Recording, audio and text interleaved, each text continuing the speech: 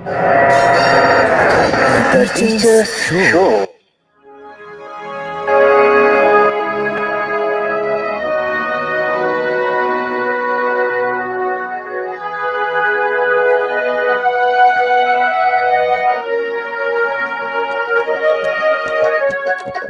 The Teacher's Show है ये सरकार, The Teacher's Show है ये सरकार। चलो जी हो जाओ तैयार, चलो जी हो जाओ तैयार, चलो जी हो जाओ तैयार। The Teacher's Show है ये सरकार, The Teacher's Show है ये सरकार।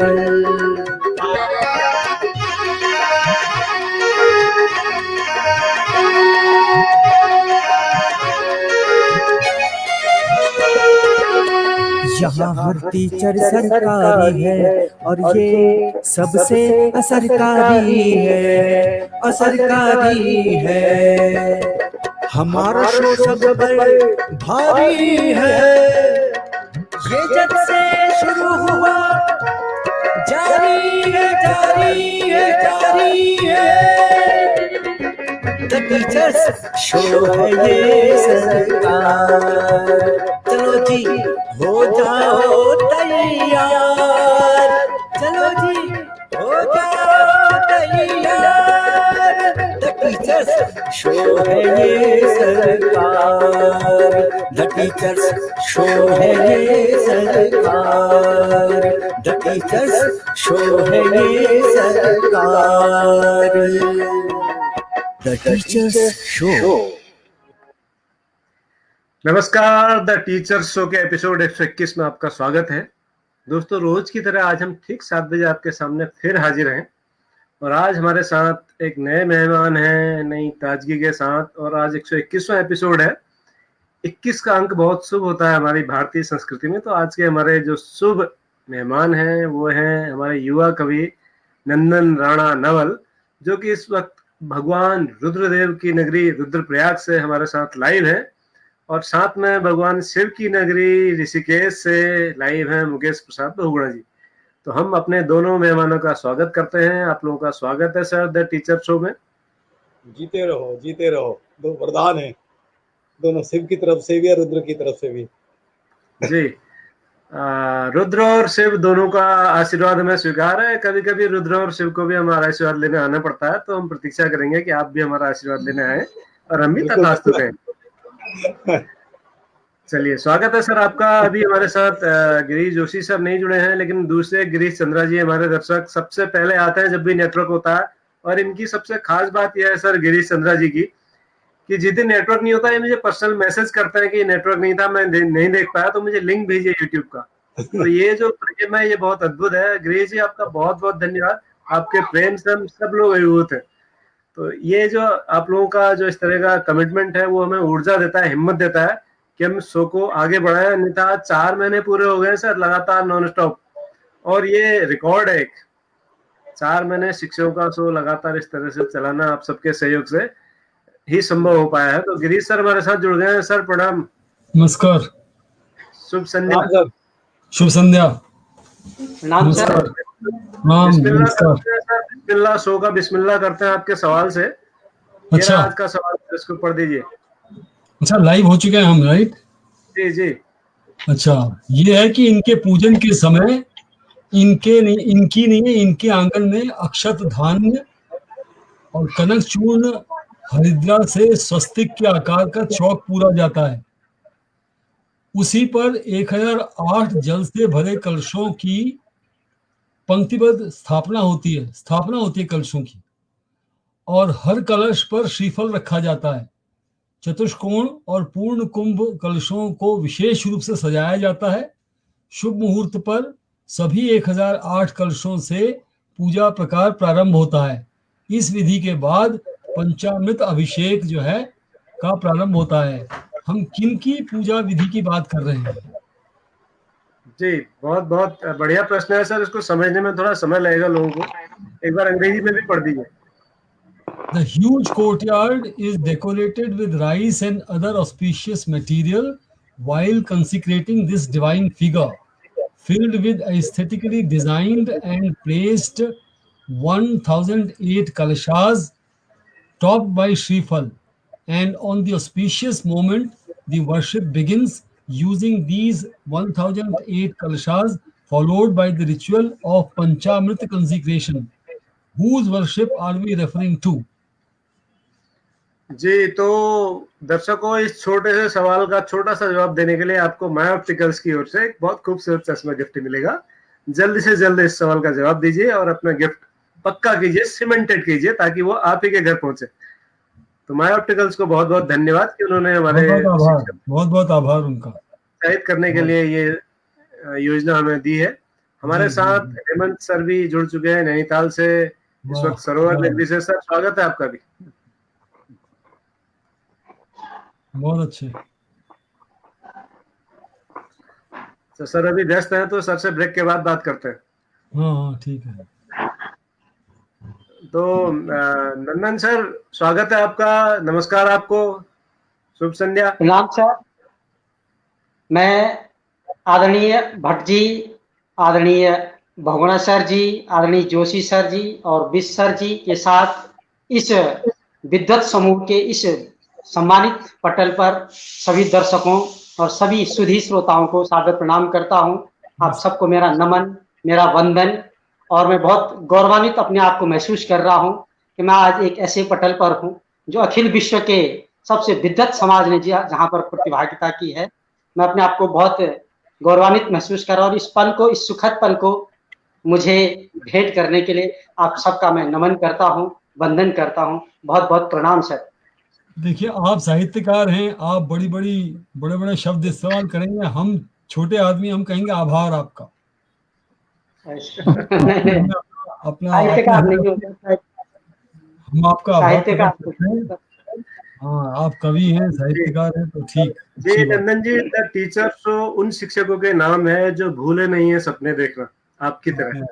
क्या बात। द टीचर्स उन शिक्षकों के नाम है जो भूले नहीं है सपने देखना और देश के भविष्य को गढ़ते आप जैसे शिल्पियों के नाम ये सो है सर।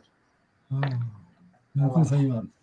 मैं भी सीख रहा हूँ आप जैसे विद्वानों की संगत में आके। सर आज 121 दिन हो गए हैं, तो थोड़ा मुझे असर होने लगा है। तो बहुत बड़ी बात हो गई है। हम तो अभी सीख रहे हैं सर, लड़खड़ा के चल रहे हैं अभी तो।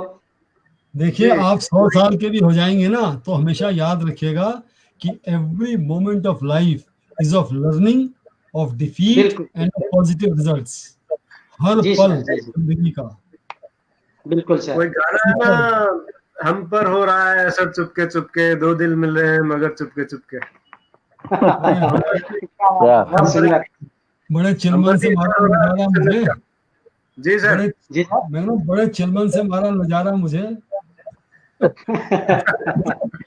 2 दिन। क्या बात है। तो नंदन सर, शुरुआत करते हैं आपके बाल्यावस्था से। आप थोड़ा बताएंगे कि आपकी शिक्षा दीक्षा कैसे, कहाँ, कब शुरू हुई और फिर आप साहित्य की तरफ कैसे रुझान हुए। और सबसे पहले हम आपको धन्यवाद देंगे कि आप हमारे बहुत अच्छे दर्शक हैं, मैं भूल गया था। तो लेकिन शिकायत यह है कि बीच में कई दिनों से आपने हमारा शो नहीं देख रहे हैं, आपकी उपस्थिति, अटेंडेंस नहीं लग रही है रजिस्टर में। हाँ सर, थोड़ा आजकल थोड़ा व्यस्तता हो गई, थोड़ा सा परिवार में एक बच्चे का थोड़ा सा ऑपरेशन हो गया था ना, मैं थोड़ा उसमें व्यस्त हो गया था। चलिए आप ठीक है। वो आप ठीक है सर। मैं जहाँ पर बैठा हूँ स्क्रीन में भी मेरे बगल में एक अटेंडेंस शीट है, तो इसमें लगातार अटेंडेंस आती है। जैसे अभी दमयंती भट्ट जी ने अटेंडेंस लगा दी है, ये देखिए स्क्रीन पर जगवीर नेगी जी ने अटेंडेंस लगा दी है, आनंद नेमा जी ने हाजिरी भर दी है, रजनीकांत शुक्ला जी कह रहे हैं उपस्थित हूँ जी, ठीक है। तो रजनी रावत जी कह रहे हैं सभी को नमस्कार। तो हमारे पास आ जाती है उपस्थिति, तो आपकी भी लगती तो हमें और अच्छा लगता। बिल्कुल बिल्कुल, जरूर सर, जरूर आएंगे। नंदन जी की अटेंडेंस शॉर्ट का नोटिस हम मैडम को भेजने वाले हैं। क्या बात है, बहुत सहज हो गया हूँ सर। अब थोड़ा सा नर्वस भी था, लेकिन अब सहज हो गया हूँ। वो मैं देख रहा था शुरू में सर, थोड़ा बहुत रंगमंच सीखा है मैंने, तो समझ में आता है देख के कि सामने स्क्रीन पर जो है उसको थोड़ा सा हमें फेमिलियर करना है, उससे दोस्ती करनी है। तो इतनी देर में हम यही कोशिश कर रहे थे कि आपसे दोस्ती कर लें ताकि आप खुल के अपनी बात कहें। जी जी जरूर सर। तो नंदन सर, मैं देवकी नंदन और आप नंदन, तो हम तो मिलते जुलते हैं काफी। बिल्कुल सर बिल्कुल। तो मैं आपसे पूछ रहा था कि आपका जो शुरुआती समय था, जो संघर्ष का समय था, पढ़ाई का जो संघर्ष होता है वो सबका होता है, रोजगार का संघर्ष, वो बड़ा रोचक रहा होगा। थोड़ा उसके बारे में बताएगा, फिर हम आपकी काव्य यात्रा की तरफ जाएंगे। जी जी जी। तो सर मैं, जहाँ तक मेरा संघर्ष की बात है, तो मैं लगभग 1.5 साल का था तब मेरे पिताजी का देहांत हो चुका था। और ओहो। हम दो ही लोग, मैं और मेरी माँ, दो ही हम परिवार में थे।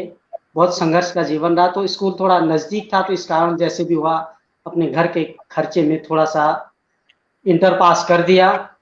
लेकिन उसके बाद की आगे की पढ़ाई, दूर जाना था, गस्मनी था, तो कॉलेज का खर्च के लिए आर्थिक स्थिति थी नहीं इतनी बढ़िया।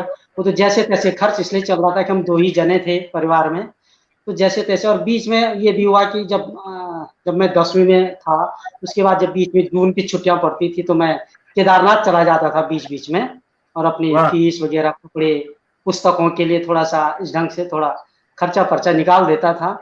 और तो तो बाबा इस केदार दिन क्या साक्षात बाबा केदार साक्षात आकर आपको खर्चा देते थे क्या? कैसे करते थे? नहीं सर, वहाँ मैं किसी जैसे पंडित लोगों के साथ या किसी दुकान में एक एक 1.5 महीने काम किया, थोड़ा बहुत अपना अच्छा। खर्चा पर्चा वसूल हुआ, तो फिर मैं आ जाता था। वाह, इसके क्या बाद बात है। सर, जी सर, और इंटर तो कर दिया, लेकिन आगे की पढ़ाई के लिए दूर जाना था, कॉलेज तो संभव नहीं था। तो मैंने प्राइवेट फॉर्म भरे, और मेरे आगे की जो इंटर के बाद मेरा जो सारा है वो प्राइवेट है, एमए तक।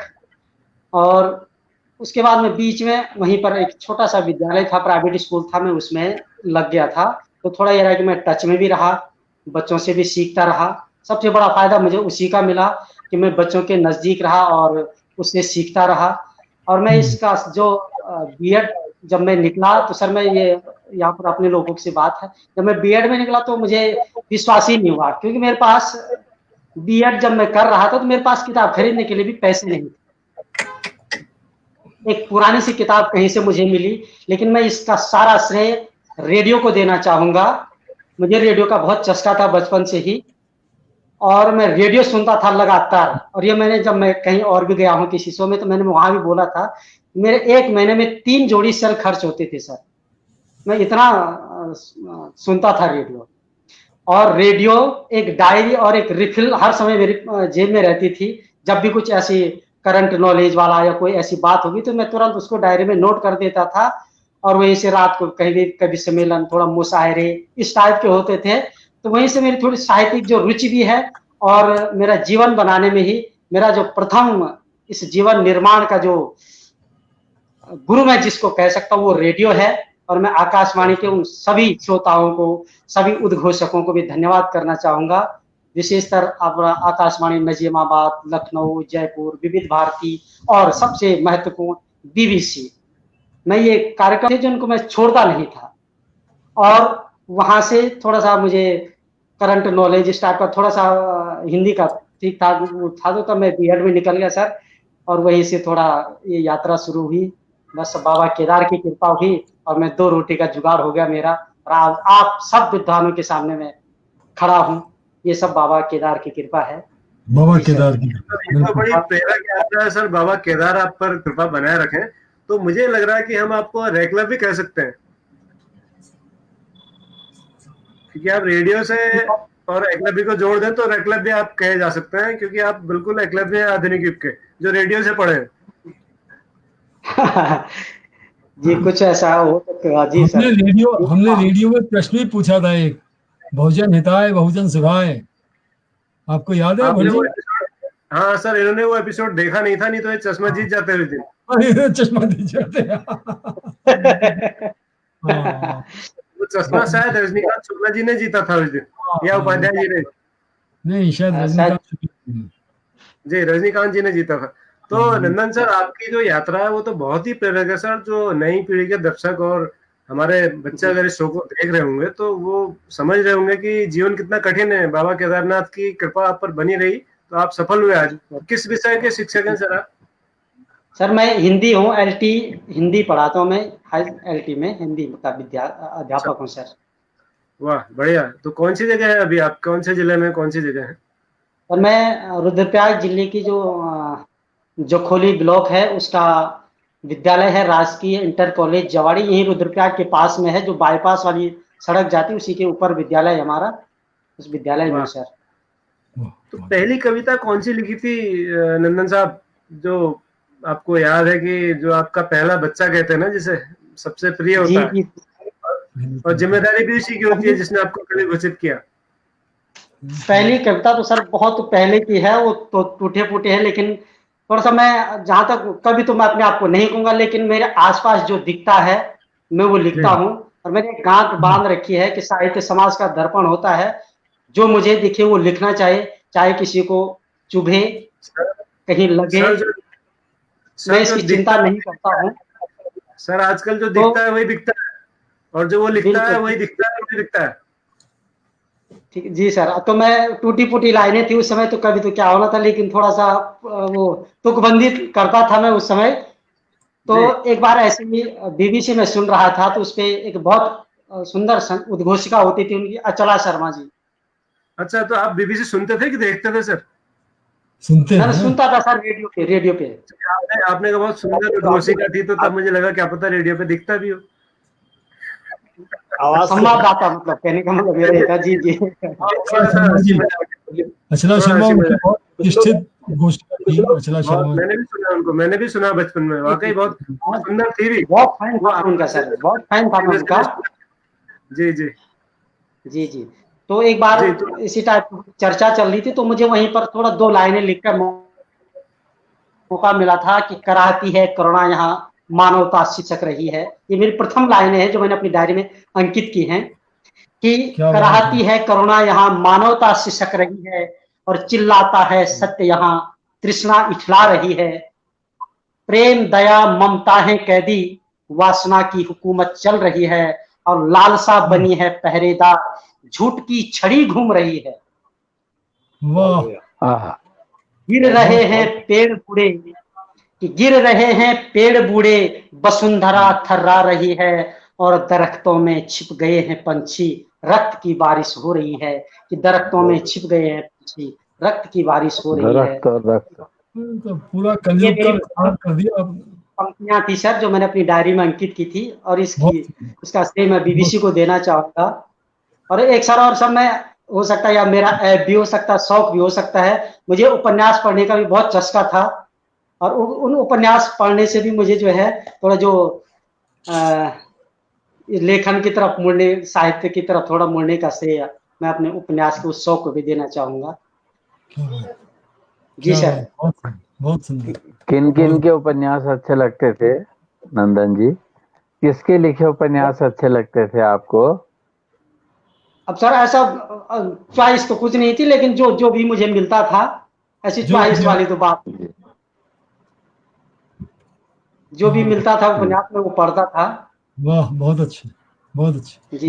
खास करके जो विकास शर्मा, जो थोड़ा रोमांच इस हाँ, टाइप उन के, दिनों जासूसी चलते थे। टाइप के, तो इस शायद टाइप के मैंने उपन्यास। मैंने मैंने पहले भी उद्धृत किया था कि हरवंश राय बच्चन जी ने नवोदित कवियों को सलाह दी कि लाख पढ़ तब एक लिख, हाँ, लाख पढ़ तब एक लिख, है ना, क्योंकि लिखने में एकदम से आ जाते हैं, लेकिन लाख पढ़ तब एक लिख। तो जो ये कह रहे हैं ना, उपन्यास पढ़ता था, जो भी हाथ लगता था पढ़ता था, वो कहीं ना कहीं हमारे अवचेतन मन में शायद बैठ बैठ जाता है, जाता। और फिर वो बिल्कुल निकलता है। सर। जी जी जरूर। जी सर। बिल्कुल बिल्कुल, बहुत सुंदर यार, अच्छा लगा। तो फिर आगे की जर्नी क्या रही, चल रही है और बता सर, सकते? हाँ सर, उसके बाद बीएड हो गया था, तो अब ये मैं इंटर साइंस का विद्यार्थी था सर, तो आगे तो रेगुलर करना था, तो प्राइवेट साइंस तो मैं रख नहीं सकता था, तो मैंने फिर प्राइवेट में किया। हाँ, और उसके बाद ये हुआ कि जब 2003 में एलटी की विज्ञप्ति खुली, तो फिर मेरा कॉम्बिनेशन नहीं था, क्या नहीं था? और अरे, फिर मैंने इंटर संस्कृत कॉम्बिनेशन से, सर। अच्छा, कॉम्बिनेशन, कॉम्बिनेशन। हाँ, हिंदी के लिए संस्कृत चाहिए था। फिर मैंने सिंगल सब्जेक्ट से संस्कृत से किया, और उसके बाद 2005 में फिर मेरी नियुक्ति हुई, और इस तरह से मैं सरकारी सेवा में आया। और जय फिर केदार। मेरी सबसे बड़ी मैं जो प्रेरणा स्रोत मानता हूँ मेरी माता जी हैं, जिन्होंने बहुत कष्ट झेला है। आज जिस उम्र में लड़कियों की शादी होती है, उस समय मेरी माँ विधवा हो गई थी, वैधव्य, तो मुझे इधर उधर जाने की जरूरत नहीं पड़ी प्रेरणा के लिए। बहुत बड़े नायकों से मैंने सीखा नहीं है, अपनी माँ से प्रेरणा लेने की किस प्रकार से कष्टों को झेला जाता है। वाह, माँ तो पहली गुरु होती है यार। पति और माँ जो है वो फर्स्ट गुरुज में से हैं। वो तो आपने उनको, उनकी सेवा की, उनसे सीखा, बहुत बड़ी बात है। और केदार की आप पे कृपा है, श्री केदार जी की जय। बिल्कुल सर, बिल्कुल। बिल्कुल, बहुत अच्छी बात, बहुत अच्छी बात। तो राणा जी, लिखते लिखते आपको कब एहसास हुआ कि आप कवि हो गए हैं अचानक से? वो एहसास तो मुझे अभी भी नहीं हुआ सर, कभी तो मैं भी आप कभी भी नहीं मानता हूँ। मतलब कमाल है सर, ये तो आप हमारे शो की खुलेआम बेइज्जती कर रहे हैं। नहीं सर, अगर आप कवि नहीं होते तो हम आपको बताते ही क्यों? वो उनका बड़प्पन है, वो उनका बड़प्पन है। अच्छा, चलिए आपके प्रिय कवि कौन है सर? किनको आप सबसे ज्यादा पसंद करते हैं आजकल के कवियों में, अगर हम कहें हिंदुस्तान में? अच्छा, हिंदुस्तान के कवियों में सर आजकल जो लिख रहे हैं? जी जी। वो हम नाम नहीं आ रहा मेरे, जो एक तो कुमार विश्वास, खैर सदाबहार हैं ही, लेकिन जो दूसरे जो राष्ट्रीय, हमें थोड़ा नाम भूल रहा हूँ उनका, राष्ट्रीय भाव में जो चक्रधर सर, ध्यान उतर रहा मेरा, जो कश्मीर में भी जिनके बहुत अच्छी कविता लिखी हुई थी, शर्मा जी हैं शायद, मैं ध्यान मेरठ वाले लॉ वाले गुरुजी? जी सर, मेरठ के लॉ वाले प्रोफेसर साहब की बात कर रहे हैं शायद? अविवाहित हैं जो? हाँ, अविवाहित है जो। ये भी एक सवाल हो गया सर आपका कल के लिए जोशी सर। एक ऐसे विवाहित कवि जो मेरठ के हैं, लॉ के प्रोफेसर हैं, देशभक्ति पर कविताएं लिखते हैं, कश्मीर उनका प्रिय विषय है, हम किन की बात कर रहे हैं? अगर आधा चश्मा भी दे दें सर तो मैं पवार सर बता सकता हूँ। हरिओम पवार। हरिओम पवार। बिल्कुल, हरिओम पवार। तुमने अपना नाम तो बताया ही नहीं, बसंती। हरिओम पवार, सही सर, हरिओम पवार। वो उसके कवि है हरिओम पवार, और बहुत बढ़िया, और वो ऐसे कमाल का पढ़ता है सर कि मतलब मुझे तो लगता है कि अगर कोई मुर्दा ढंग से उनको सुन ले तो वो कब्र फाड़ के बाहर आ जाए। बिल्कुल सर, बिल्कुल, बदन थर्राने लगता है। बिल्कुल सर। हाँ, तो सर कुछ थर्राने वाला हमें भी सुना दीजिए आप, अपना लिखा हुआ। जरूर सर, जरूर। मैं नंदन, आपको किस विधा की कविता अच्छी लगती है, किस रस की? सर, मैं ज्यादातर वीर रस की कविताएं मुझे पसंद आती हैं, और कोशिश करता हूँ। बस तो बिल्कुल हरिओम पवार जी के चेले हैं, तो चलिए वीर रस ही सुनते हैं। चलिए तो क्या होना, पर सर जी जी नहीं, वो वीर रस अगर हम सुनाएंगे तो बहुगुणा सर भी खड़े हो जाते हैं, वो सेना के जवान हैं बहुगुणा सर। ये कविता मैं आदरणीय बहुगुणा जी को ही समर्पित कर रहा हूँ। ये बिल्कुल ठीक, बहुगुणा जी को सादर समर्पित है, और कविता का मेरा जो शीर्षक है, लेकिन वो अभी सुषुप्तावस्था में हिलडुल नहीं रहे, वो हिलडुल नहीं रहे, अब आपके कविता से जागृत होंगे वो। ये सेना, वो सेवानिवृत्त जवान है ना, इसलिए सर मैंने कहा था वीर रस की कविता से वो जागृत होते हैं। जी जी, तो सादर निवेदित कर रहा हूँ सर। कविता का शीर्षक है इस देश सिरमौर हो तुम। क्या बात। ये मेरा सभी सम्मानित सैनिकों, अपने जो भी सुरक्षा बल हैं, उनको समर्पित है। इस देश के सिरमौर हो तुम, इस देश के सिरमौर हो तुम, पूरब पश्चिम उत्तर दक्षिण इसके चारों ओर हो तुम, पूरब पश्चिम उत्तर दक्षिण इसके चारों ओर हो तुमसे है आन बान हमारी, दुश्मन के लिए वज्र घनघोर हो तुम, इस देश के सिरमौर हो तुम, इस देश के सिरमौर हो तुम। क्या बात, बहुत बढ़िया, बहुत बढ़िया।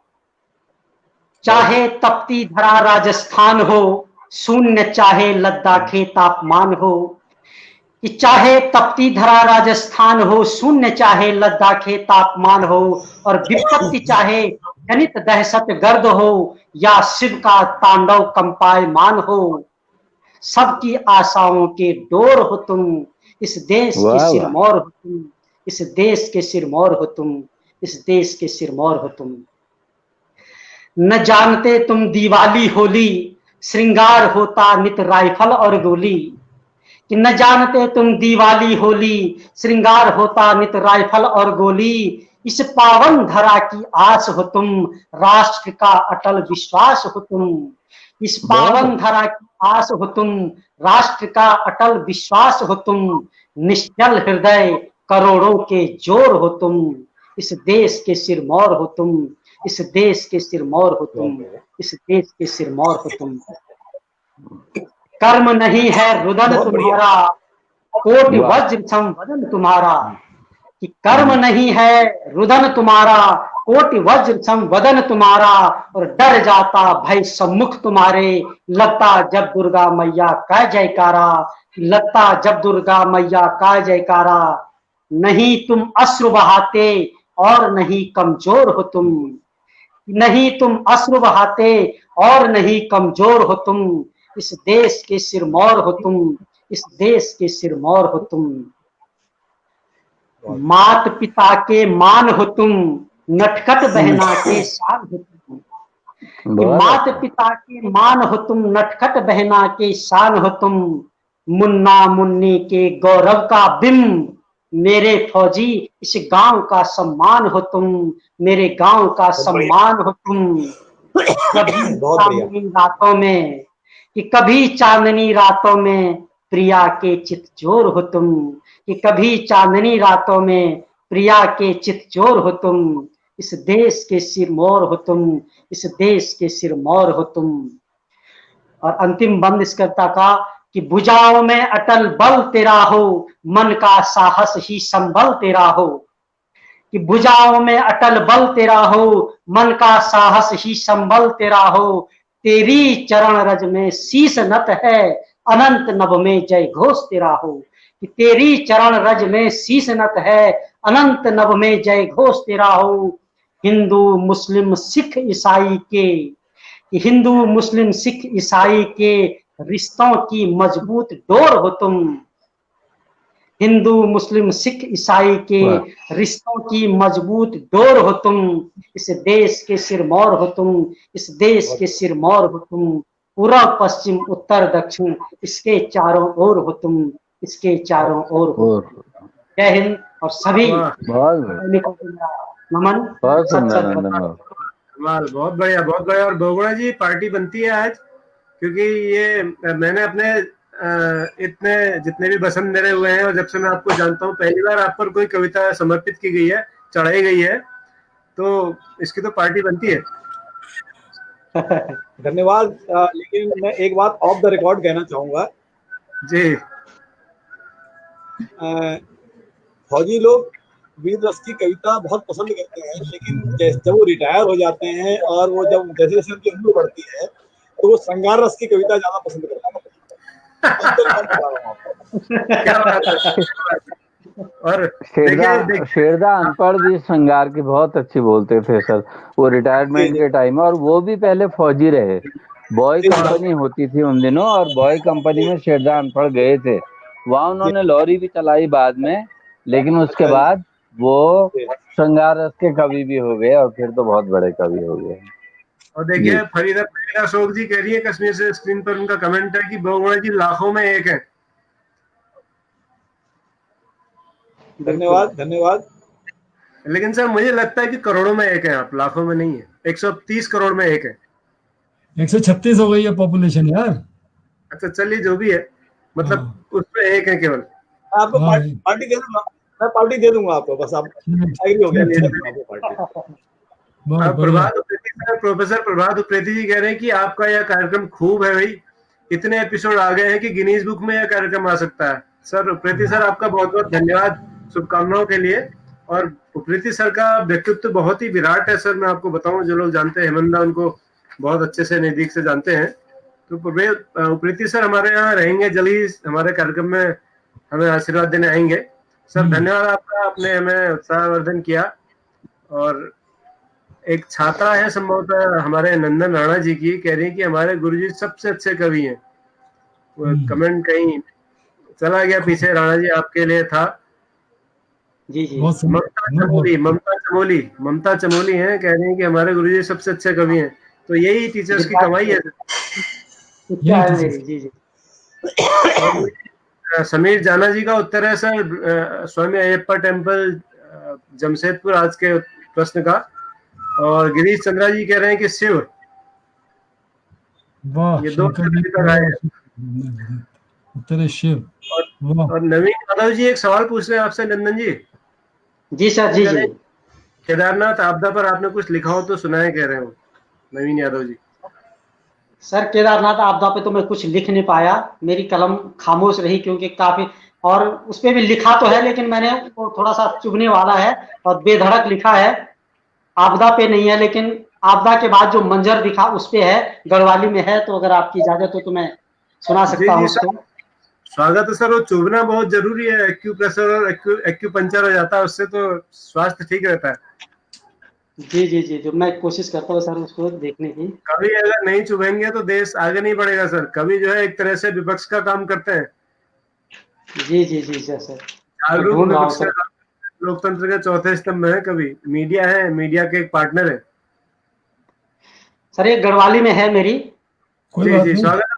पहले हिंदी में अर्थ बता दीजिए तब सुनाइएगा, तो ताकि जो देश के अन्य हिस्सों के दर्शक देख रहे हैं वो इसको समझ सके। हाँ। पहले इसका हिंदी सारांश बता दीजिए, फिर गढ़वाली में मैं इसकी भूमिका बता देता हूँ कि सब, जब केदारनाथ में जो आपदा हुई थी तो उसके बाद जब यहाँ से हेली सेवा हुई थी अगस्त्यमुनि से या रुद्रप्रयाग से, तो जिन लोगों को उसकी जरूरत थी वो नीचे ही तड़पते रहे, बेचारे लोग फंसे हुए थे। और हमारे महामहिम जो भी थे वो उस हवाई सेवा का लाभ लेते रहे। तो उसी पर था कि फिंची फिंची कहते हैं, जो हमारा माल्टा होता है या संतरा होता है, उसके अंदर की जो फाक होती है वो हमारे गढ़वाली में उसको फिंची कहते हैं। और बाहर का जो छिक्कल होता है, छिलका होता है, वो बगोटा हो गया है। तो तब मैंने लिखा था कि जो सारी फिंची फिंची फाके हैं वो देहरादून चली गई है, छिक्कल इन्होंने बाजार में छोड़ दे हैं। इस टाइप से ये व्यंग्य है। जी सुनाइएगा सर। सुनाइए। जी सर। तो ये मैंने लिखा था सर कि फिंची फिंची देहरादून और बगोटा छोड़े पहाड़ मां, कि फिंची फिंची देहरादून बगोटा छोड़े पहाड़ मां, और अप उड़े हेली हेली हम छोड़े बगदीगाड़ मां, कि हम छोड़े बगदीगाड़ मां। मतलब ऊपर हवा से जो है नीचे का मंजर देखने के बहाने ये लोगों ने एक बार नहीं, 2 बार नहीं, 10 बार सैर की है। और नीचे जिनको उनकी जरूरत थी वो बेचारे उस गाड़ में तड़पते रहे, 2 जून की रोटी को भी तड़पते रहे। तो इसी पर ये था कि फिंची फिंची देहरादून और बगट छोड़े पहाड़ मां, अफ उड़े सी हेली हेली हम छोड़े बगदी गाड़ मां, कि हम छोड़े बगदी गाड़ मां। परजा बिचारी सांस लगी, कि परजा बिचारी सांस लगी अलजा रजनीता जाल मां। मतलब प्रजा यहाँ साज उनसे आस बांधे हुए है और वो राजनीति का जाल वहां बिछा रहे हैं एक दूसरे की टांग फंसाने के लिए। कि प्रजा बिचारी सांस लगी से अलजा राजनीति जाल मां, और भितरा भितरी सी माम पूफा भैर सुधी धना या कहा का झाड़ मां। इस लाइन का मतलब है कि अंदर वो मामा और फूफू के सगे हैं अंदर, और बाहर लोगों को दिखाने के लिए एक दूसरे की टांग खिंचाई कर रहे हैं, लेकिन अंदर ही अंदर दोनों एक जैसे हैं। तो ये खत ये था कि न रोजगार न काम धंधा, कि न रोजगार न काम धंधा जंग लोगणु सब्सिडी बांटी, कि न रोजगार न काम धंधा जंग लोगणु सब्सिडी बांटी, और दिक्कत होनी अग्नि का दांत सुई लगनी पिछले अकले दाड़ मां। ये समस्या कुछ और है। समझ सर इसका गढ़वाली में है, शायद लोग समझ नहीं पा रहे होंगे कुछ लोग। नहीं सारा ठीक है, हिंदी में बता रहे हैं। न रोजगार न काम धंधा जंग लोगणु सब्सिडी बांटी, कि न रोजगार न काम धंधा जंग लोगणु सब्सिडी बांटी, और दिक्कत होनी अग्नि के दांत सुई लगनी अकले दाड़ मां। दिक्कत आगे के दांत में और सुई पीछे लग रही अकल दाड़ में। बिल्कुल जो समस्या है उसकी पहचान नहीं हो रही है। क्या बात है। क्या बात है, बहुत बढ़िया। त्योल कम चिबड़ाहट ज्यादा। जैसे सर हम कभी कढ़ाई में तेल डालते हैं ना, तो अगर भूल से उसमें थोड़ा सा पानी रहेगा तो बहुत चिड़चिड़ाहट होती है, बहुत आवाज होती है। जी। तो हमारे घर वाले में कहावत है कि त्योल कम चिबड़ाहट ज्यादा और फल फल और रजड़ा नेता। गांव गांव में नेताओं की पैदावार बहुत हो गई है सर। बिल्कुल। त्योल कम चिबड़ाहट ज्यादा, फल फल और रजड़ा नेता, और कमेतों की छकी होनी, कभी भूकंप माँ तो कभी बाढ़ माँ, कि कमेतों की छकी होनी, कभी भूकंप माँ तो कभी बाढ़ माँ, अफ उड़े सी हैली हैली, हम छोड़े बगदी गाड़ माँ, कि हम छोड़े बगदी गाड़ माँ। ये था सर, तीखा था लेकिन सच था। जबरदस्त, जबरदस्त, जबरदस्त, बहुत धन्यवाद। बढ़िया, बहुत बढ़िया नंदन भाई, छा गए तुसी, मजा आ गया। धन्यवाद सर। तो मतलब मैं ऐसे कर सकता हूँ आपकी इस कविता को सुन के कि आपने जो है सम्मान ऊंचा कर दिया हमारा। बहुत बहुत आभार सर, आप सबका आशीर्वाद है। इस कविता में बहुत जबरदस्त व्यंग है, आईना दिखाया है आपने लोगों को कि कैसे लोग किसी की आपदा को भी अपनी कमाई का अवसर बना सकते हैं। जी जी जी जी जरूर जी सर। और ये दुर्भाग्य से हमारे बीच हुआ है, आपने देखा है, भोगा है। जी जी, तभी मैंने लिखा था सर, मैंने कहा था मैं जो जो दिखा मुझे मैंने वो लिखा, जहाँ देखा मतलब। और ये उनमें मैंने, हम लोगों में से भी काफी सारे लोग हैं जिनकी बहुत अच्छी स्थिति ठीक है, और वो लोग दो दो चार, इस पे भी मैंने लिखा था कि मतलब जो समर्थ लोग हैं, तीन तीन चार चार कार्ड लोगों ने अपने परिवार में बनाए हैं, और लूट खसोट हुई है उस समय।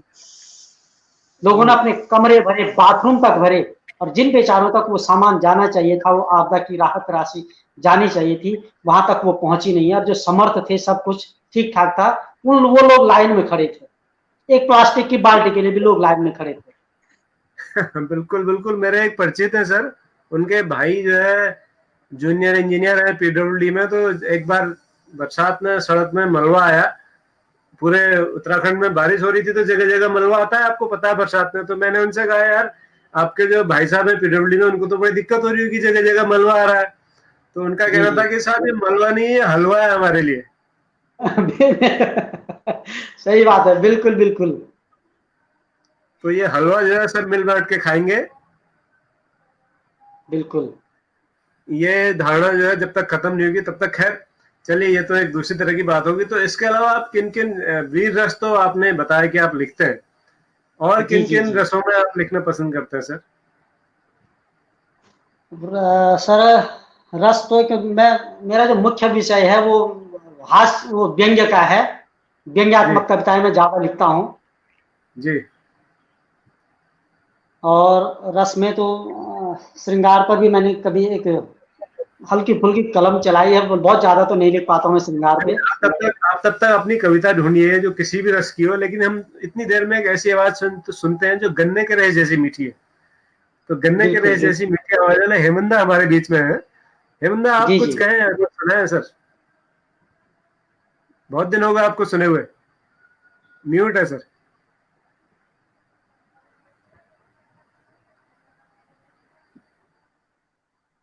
जी अब अनम्यूट हो गया सर। इस बीच इतने फोन आ गए श्रीनगर से, ऋषिकेश से, कवियों के, हाँ उनियाल साहब के, बहुत कवियों के फोन आ गए, नंदन जी के बारे में बता रहे थे, इसलिए मैं उन्हीं के फोन को सुनता रहा। अब सर आप लोग हैं और कविता की बात कर रहे हैं, तो मुझे लगा मैं जोशी सर जैसे उन्होंने अभी समर्पित कर दी भट्ट जी कविता बहुगुणा सर को, तो फिर मुझे आपको और सर को भी समर्पित करनी पड़ेगी, तब हाँ बेटे जी इक्वल होगा। मुझे लगा सर कि जो हमारे स्थानीय शिल्प हैं, जिनके बारे में 2020 की हमारी शिक्षा नीति में भी है कि स्थानीय शिल्पों को भी महत्व दिया जाएगा और प्राथमिक स्तर तक उनको पढ़ाया भी जाएगा किसी शिल्पकार से, स्थानीय शिल्पी से। तो मेरे गांव में एक धंधा है, ये वास्तविक पात्र है, लोहार थे। तो जब उनकी मृत्यु हुई, मैं उनके घर गया सर, मुझे क्या मतलब वो दर्द मेरा आज भी है। तो कहीं ऐसे हमारे शिल्प खो न जाए, मैं इस कविता को प्रस्तुत करना चाह रहा हूँ। कि कविता है कि बचपन में जब भी जाते धंधा लोहार के आफर में, बचपन में जब भी जाते धंधा लोहार के आफर में, पुकारता था भीतर को, सुन हो छोटे प्रधान जी आए हैं, कुदाल कस्सी दराती दतलिए कारने को लाए हैं। और तब धंधा लोहार की पत्नी बोरा बिछाती, मुझे बिठाती और नन्हे हाथों में मिश्री थमाती। मिश्री खाते खाते अच्छा लगता था घंटों तक देखना आफर के चरखे का घूमना, चरखे की हवा से जलते चीड़ के बगेटों की चढ़ और निहाई पर रखे हुए रक्त तप्त लोहे के ऊपर धंधा के सधे हुए हाथों से सधी हुई चोटों की तड़तड़ और बरसों से हर लोहे से परिचित धंधा का देना पयाण छ्या। जब औजार बहुत लाल हो जाता है उसके बाद उसको पानी में छ्या डालते हैं, उसे पयाण कहते हैं। पानी में देना पयाण और फिर हटाना ढेर से चीड़ के बगट, निकालना एक छोटा सा सगट और प्यार से कहना, लो छोटे प्रधानजू, खास तुम्हारे लिए बनाया है। ये तो था इतिहास भट्ट जी। बरसों बाद फिर आया हूँ आफर में, बहुत कुछ बदल गया है इस बार। नहीं लाया हूँ कुदाल कस्सी दराती दतलिया कारने को, आया हूँ बनवाने फ्लावर पॉट स्टैंड। नहीं मिल रही है खाने को मिश्री, बैठने को नहीं बिछाया गया है बोरा, दिया गया है स्टूल। नहीं कहता है धंधा प्यार से छोटे प्रधानजू, और इस बार पुकारता है मुझे साहब। इस बार धंधा ने नहीं दी है भेंट छोटे सगट की, क्योंकि वो जानता है सगट की जगह ले ली है हीटर ने, ब्लोअर ने। नहीं बदला है तो बस निहाई चरखा, सुम्बी छीणी ढिबरी, रेती बर्मा परात, हथौड़ा और घन, और टप टप पर बहाता धंधा का तन। टप टप पसीना बहाता धंधा का तन। और फिर बहुत सारा समय हो गया है कि आज आफर में उदासी भरी सुनसानी है। न जलते बगेटों की चढ़, न हथौड़ों की चोटों की तड़, और न ही पयान को रखा पानी है। उदासी भरे स्वर ने फुसफुसाकर कहा, बात यह कही है कि गुर्दे जवाब दे गए थे धंधा के, धंधा अब नहीं है। बरसों पसीने के धारे धंधा ने बहाए थे, खून गाढ़ा हो गया था उनका, गुर्दे छान नहीं पाए थे। हर बत्थड़ औजार को कारता पयाता पयाण देता धंधा, लेकिन धंधा के बत्थड़ कुंद गुर्दों को कोई कार नहीं पाया था, नहीं दे पाया था सही पयाण उसके श्रम से तपे शरीर को। डरता हूं मैं कि धंधा तो चला गया, कहीं धंधा के साथ ही निहाई चरखा, सुम्बी छीणी ढिबरी, हथौड़ा और घन, और इससे जुड़ा शिल्प भी न चला जाए, और हम पढ़ते रह जाएं इन सबको केवल किस्से और किताबों में, किस्से और किताबों में। बहुत सुंदर, बहुत बढ़िया, बहुत क्या बढ़िया। बात क्या बात है, क्या बात है, वाह वाह, कमाल, अद्भुत सर। थैंक यू ये सर, धन्यवाद धन्यवाद सर। ये 3 पीढ़ियों की कविता है सर जो आपने सुनाई, मेरे को जितना समझ में आया सर, ये 3 पीढ़ियों की कविता और संस्कृतिकरण और संस्कृति ग्रहण जिस तरह से होता है समाज में, उसको आपने बहुत ही खूबसूरत तरीके से अपने काव्य में पिरोया है सर। आपको लाखों सलाम। धन्यवाद सर। आज नंदन भाई साहब को देख के मुझे भी वो हो गया, वो तरबूजा खरबूजे वाली वो कहावत है ना, वही वाला हो गया। दूसरा सर एक और बात भी है कि नंदन सर जिस तरह से कविता पढ़ रहे हैं, सुना रहे हैं, और ओपनिंग में जब वो आए थे तो सुनील गावस्कर की तरह खेल रहे थे, अब वो मोहम्मद अजहरुद्दीन की तरह खेल रहे हैं। कलाइयों का बढ़िया बेहतरीन इस्तेमाल कर रहे हैं नंदन जी, तो क्या अब बात अच्छी बैटिंग जम चुके हैं हम क्रीज पर।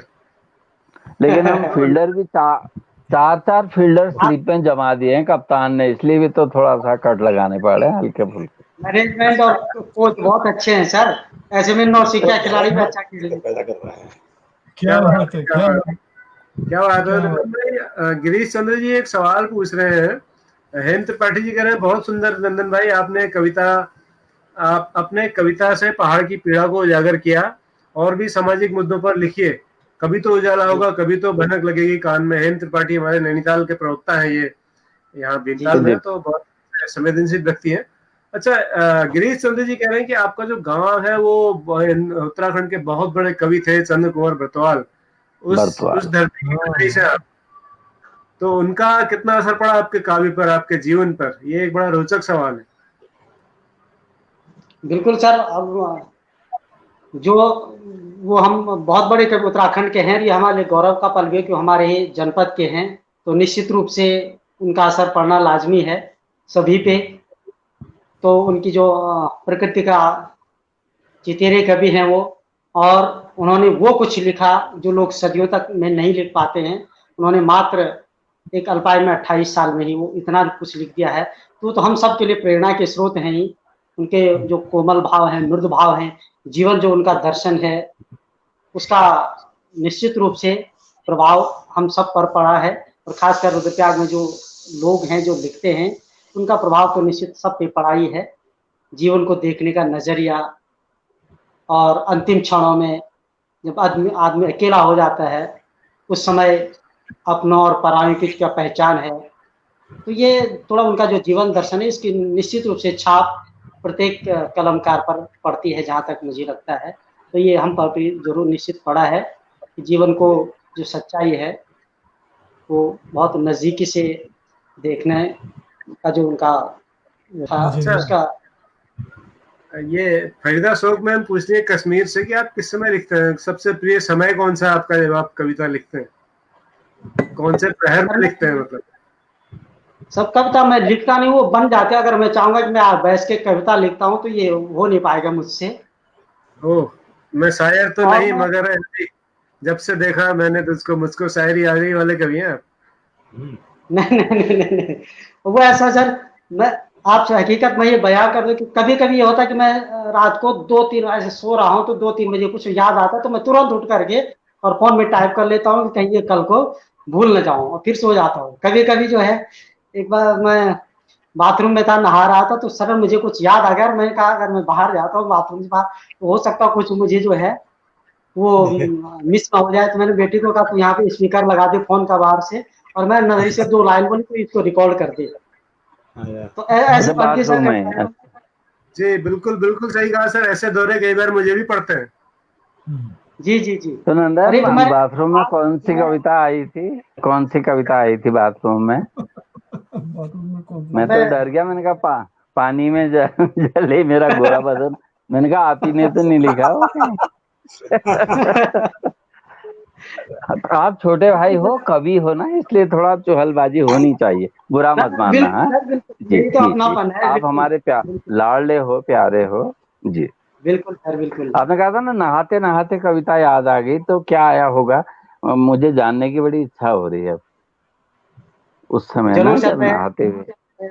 जी मैं प्रस्तुत करता हूँ सर। जी नंदन जी। तो प्रस्तुत है लिखूंगा जरूर।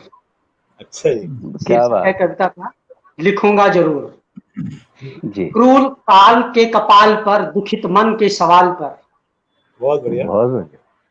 क्रूर काल के कपाल पर, दुखित मन के सवाल पर, और चित्रगुप्त के हिसाब पर, अनंत आसमां के निशाब पर, लफ्ज 2 लिखूंगा जरूर, कि लफ्ज 2 लिखूंगा जरूर। बहुत बढ़िया। क्रूर काल के कपाल पर, दुखित मन के सवाल पर, चित्रगुप्त के हिसाब पर, अनंत आसमां के निशाब पर, लफ्ज 2 लिखूंगा जरूर, कि लफ्ज 2 लिखूंगा जरूर। सूखे हलक की प्यास पर। यह है सर बाथरूम की कविता। मैं बाथरूम में था, पानी बंद हो गया। जी। सूखे हलक की प्यास पर, गंगा से मिली त्रास पर, कि सूखे हलक की प्यास पर, गंगा से मिली त्रास पर, और तरस 2 गज की जमीन पर, टूटे हुए यकीन पर, लफ्ज 2 लिखूंगा जरूर, कि लफ्ज 2 लिखूंगा जरूर। बहुत ही सुंदर, बहुत सुंदर। लक्ष्मी के सूने ललाट पर, अंधे नैन सिंह के भाल पर, कि लक्ष्मी के सूने ललाट पर, अंधे नैन सिंह के भाल पर, और भयभीत शेर सिंह के नाम पर, नाम से भिन्न होते काम पर। कि भयभीत शेर सिंह के नाम पर, नाम से भिन्न होते काम पर, लफ्ज 2 लिखूंगा जरूर, कि लफ्ज 2 लिखूंगा जरूर। सावन की दहकती आग पर, मणिहीन हुए विषैले नाग पर, कि सावन की दहकती आग पर, मणिहीन हुए विषैले नाग पर, और अंगारे बरसाते शीत पर, खंजर रखे मनमीत पर। कि अंगारे वाह। बरसाते शीत पर, खंजर रखे मनमीत पर, लफ्ज दो लिखूंगा जरूर, कि लफ्ज दो लिखूंगा जरूर। और निजाम के निसाब पर, हुस्न के हिजाब पर, कि निजाम के निसाब पर, हुस्न के हिजाब पर, प्रेम की किताब पर, खुद के भी मिजाज पर, लफ्ज दो लिखूंगा जरूर, कि लफ्ज दो लिखूंगा जरूर। बहुत सुंदर, बहुत अच्छा। अंधेरों में गुम चिराग पर, अंधेरों में गुम चिराग पर, अपनों की लगाई आग पर। वाह वाह। अंधेरों में गुम चिराग पर, अपनों की लगाई आग पर, और कलम के बिकते जमीर पर, नापाक हुई नजीर पर। वाह, बहुत सुंदर। कलम के बिकते जमीर पर, नापाक हुई नजीर पर, लफ्ज दो लिखूंगा जरूर, लफ्ज दो लिखूंगा जरूर। और ऐसा भी नहीं कि सब कुछ नकारात्मक, आशावादी भी है लास्ट में, कि वक्त एक आएगा इनकलाब लाएगा, कि वक्त एक आएगा इनकलाब लाएगा, चिराग जल उठेंगे सब तमस भाग जाएगा, कि चिराग जल उठेंगे सब तमस भाग जाएगा, और फिर लफ्ज दो नहीं नव विधान लिखा जाएगा, हर नुक्कड़ आंगन गली नव क्रांति गीत गाएगा, कि हर नुक्कड़ आंगन गली नव क्रांति गीत गाएगा, जहां न कोई दैन्य हो न कोई बल न सैन्य हो, कि जहां न कोई दैन्य हो न कोई बल न सैन्य हो, न शस्त्र हो न अस्त्र हो, निजामे प्रेम सर्वत्र हो, कि निजामे प्रेम सर्वत्र हो, न भित्ति हो न रिक्ति हो, कि न भित्ति हो न रिक्ति हो, एक नव निर्मित सृष्टि हो, फिर लफ्ज दो नहीं नव प्रेम ग्रंथ लिखा जाएगा, और चिराग जल उठेंगे सब तमस भाग जाएगा, कर्म से पहचान जहां हो, कि कर्म से हो पहचान जहां, वो स्वर्ग भू पर उतर आएगा, वो स्वर्ग भू पर उतर आएगा, फिर लफ्ज दो नहीं नव प्रेम ग्रंथ लिखा जाएगा, कि नव प्रेम ग्रंथ लिखा जाएगा। धन्यवाद। बहुत बढ़िया। क्या बात है, क्या बात है राणा जी। मतलब आपकी कविता सुन के मैं तो चमत्कृत हूँ कि साला बाथरूम में भी ऐसी कविता लिखी जा सकती है। सर अगर मैं सच बताऊं, मैं इस कविता के लिए पूरे एक हफ्ते नहा सकता हूँ। अगर ऐसी कविता मेरे दिमाग में आ जाए बाथरूम में, तो मैं बाथरूम में नहाता हूँ। आशीर्वाद से। वो उनका कहने का मतलब मंतव्य है कि शायद कभी कोई पल में कविता उतरती है तो उस समय उसी समय नोट कर लेना चाहिए उसको। सर बिल्कुल हाँ सही है। बिल्कुल। मेरे साथ ऐसा होता है कभी रात के 2 बजे 3 बजे तो अचानक से लाइट खोल के कुछ लिखना पड़ता है कि सुबह तक भूल नहीं जाएंगे। हाँ, उस समय तक आता है वो, कभी एक पल होता है जैसे देवता अवतरित होते हैं। जो मुखड़े होते हैं ना सर, शुरू की जो लाइनें होती हैं, वो कभी बैठ करके मैं लिख ही नहीं पाता हूँ, वो अचानक से आ जाती हैं और फिर फोन में कहीं पर वो टाइप कर दिया। बिल्कुल बिल्कुल, मुखड़ा तो कभी भी आ सकता है। जी जोशी सर। नहीं कहता कि आप तो कविता की बात कर रहे हैं, मेरे को तो कभी रात को सोते सोते 2 बजे उठ के ये प्रश्न याद आते हैं यार। मैं तो प्रश्न लिखने लग जाता हूँ।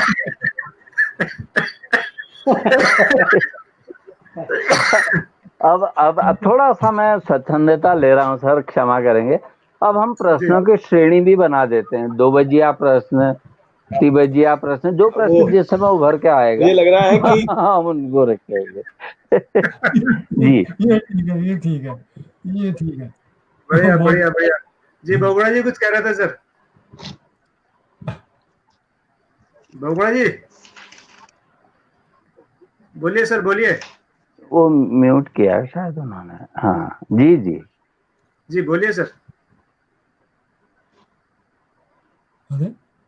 आज तो सर को वीर रस की कविताएं सुनने को मिल रहा है। अभी जी हाँ जी। आप लोगों ने कहा कि आप भी रात में उठ के लिखते हैं, आप भी रात में उठ के लिखते हैं, भट्ट जी भी रात में उठ के लिखते हैं, और नवल भाई रात में उठ के लिखते हैं। तो मुझे लगता है आप लोगों को नींद तो आती नहीं है, और मेरे साथ भी दिक्कत ये है कि मुझे दिन में भी नींद आती है, रात में भी नींद आती है। तो मुझे एक शेर याद आ गया इसमें। क्या बोलिए जरा। ये जो नींद आने की बीमारी है, उस पर मेरे को एक शेर याद आ गया। सुना है इश्क में नींद नहीं आती है लोगों को। सुना है इश्क में नहीं आती है लोगों को, अरे कोई कमबख्त हमें तो इश्क करे, हमें नींद बहुत आती है। हाय क्या हाय वाह। आज नंदन आपने आज बिल्कुल माहौल ही बदल नहीं, दिया। वो भट्ट जी, सॉरी बबुला जी, भाभी जी बैठी है क्या साथ में? भाभी जी साथ में नहीं है? छत में है, भाभी जी छत में है। हाँ, इसीलिए बोल रहे हो आप गुरु ये। भाभी जी छत में है। चांद छती में रहता है सर। हाँ, ये क्या बात, ये हुई ना कवियों वाली बात, ये हुई कवियों वाली बात। जी, हेमंता कुछ कह भट्ट रहे थे जी कि नंदन, आप, मैं ये कह रहा हूँ कि नंदन ने आज ऐसा माहौल बना दिया है कि जी आनंद आ जी गया जी बहुत वास्तव में। बढ़िया। और नंदन हाँ खुल के बैटिंग कर रहे हैं, और फील्डर भी अब बहुत अच्छे हैं जी।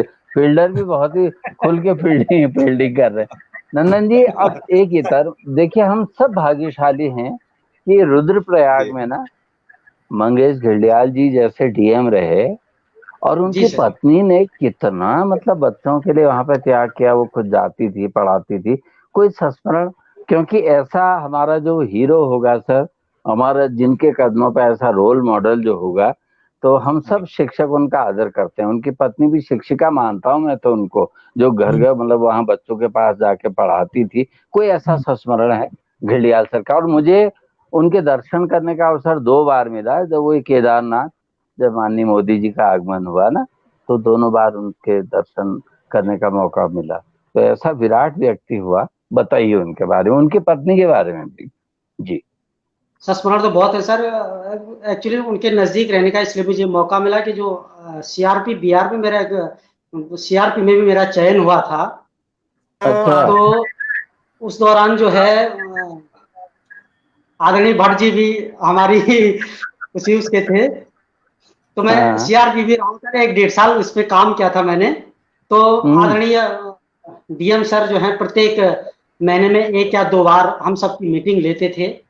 हम्म। सीआरसी लोग थे। तो जब हम वहां पे बैठते थे उनके साथ, तो बहुत ही, एक तो उनके साथ बैठना ऐसा लगता था बिल्कुल सहज, जैसे मैं यहाँ हाँ। पे इस समय बैठा हुआ हूँ। तो मतलब उस टाइप का कहीं ऐसा नहीं होता था कि हम इतने बड़े अधिकारी के साथ बैठे, आज जिलाधिकारी हैं, क्या होगा कैसा होगा। उससे पहले क्योंकि कुछ माहौल ही ऐसा बन जाता था, इससे पहले उनसे पहले के जो जिलाधिकारी थे, लोग वहां जाने तक से भी घबराते थे, मतलब इस टाइप का था। लेकिन उन्होंने एक जनता के लिए ऐसा करता था बिल्कुल आप अपने आदमी से मिल रहे हैं, इस बहुत ही सहज। और जब वो स्कूलों में आते थे तो बिल्कुल जमीन पर बैठ करके बच्चों की उसी थाली में बैठ करके भोजन करना, वही खाना खाना, मतलब उस विशिष्टता का उनमें कोई ऐसा भाव नहीं था। तो जब वो सबसे पहले जब आए थे, तो उन्होंने अगस्त महीने में सारे टीचर्स की मीटिंग बुलाई थी, बैठक बुलाई थी ओपन। हम्म। पूरा टेंट हाउस था वो, तो उसमें खुली बैठक थी। तो बहुत सारे खुली लोग थे, तो बैठक है। उनमें ऐसा भी नहीं है कि 100% लोग सहमति हो हर बात से। हम्म। अब राम जी पर भी दाग लग सकता है, राम जी के लिए भी बातें हुई है, तो हम तो साधारण मानव हैं। तो 80 लोग अगर मतलब उन्होंने एक्सेप्ट भी किया होगा, तो 20% लोग थे जिन्होंने मतलब नकारात्मक भी लिया होगा उसको, जाने से पहले, उस मीटिंग में जाने से पहले। लेकिन 1.5-2 घंटा जब उन्होंने वहां पर अपनी बातें रखी, इतना मोटिवेशन लोगों को दिया, इतना इंस्पायर लोगों की किया कि जो मतलब जो नेगेटिव थे, पहले नकारात्मक चीजें बोल रहे थे, उस जब सब बाहर आए तो उन्हें ऐसा लगे कि काश 1-आध घंटा हम और भी रहते अंदर। इस प्रकार का बिल्कुल सहज भाव। तो ये प्रथम ठीक है। जिसको कहते हैं कि पहला प्रभाव ही ऐसा होगा। उसके बाद कहीं से भी कोई, अब हो सकता है कि कई अधिकारी ऐसे मतलब कोई शिक्षक वर्ग का चहेता बन जाए, तो कोई ठेकेदारों का बन जाए, कोई दूसरे, लेकिन वो ऐसे आदमी थे जिनको सबने सराहा, जो सबके चहेते थे। और ऐसे लोग बहुत दुर्लभ होते हैं। तो इस प्रकार का एक तो पहला संस्मरण यही है कि मैंने वो देखा कि जब हम लोग बाहर आ रहे थे, तो सुबह मैंने जाते हुए जिनको सुना था, यार कहा डीएम साहब भी, अब हम 2 बजे 1-1:30 बजे स्कूल से आ रहे हैं, फिर 2-2:30 बजे इन्होंने मीटिंग रख दी है, मई के तपते दिन में कैसे होगा क्या होगा। लेकिन जब बाहर आए तो वो कह रहे थे कि क्या गजब के आदमी, क्या बात कह दी है।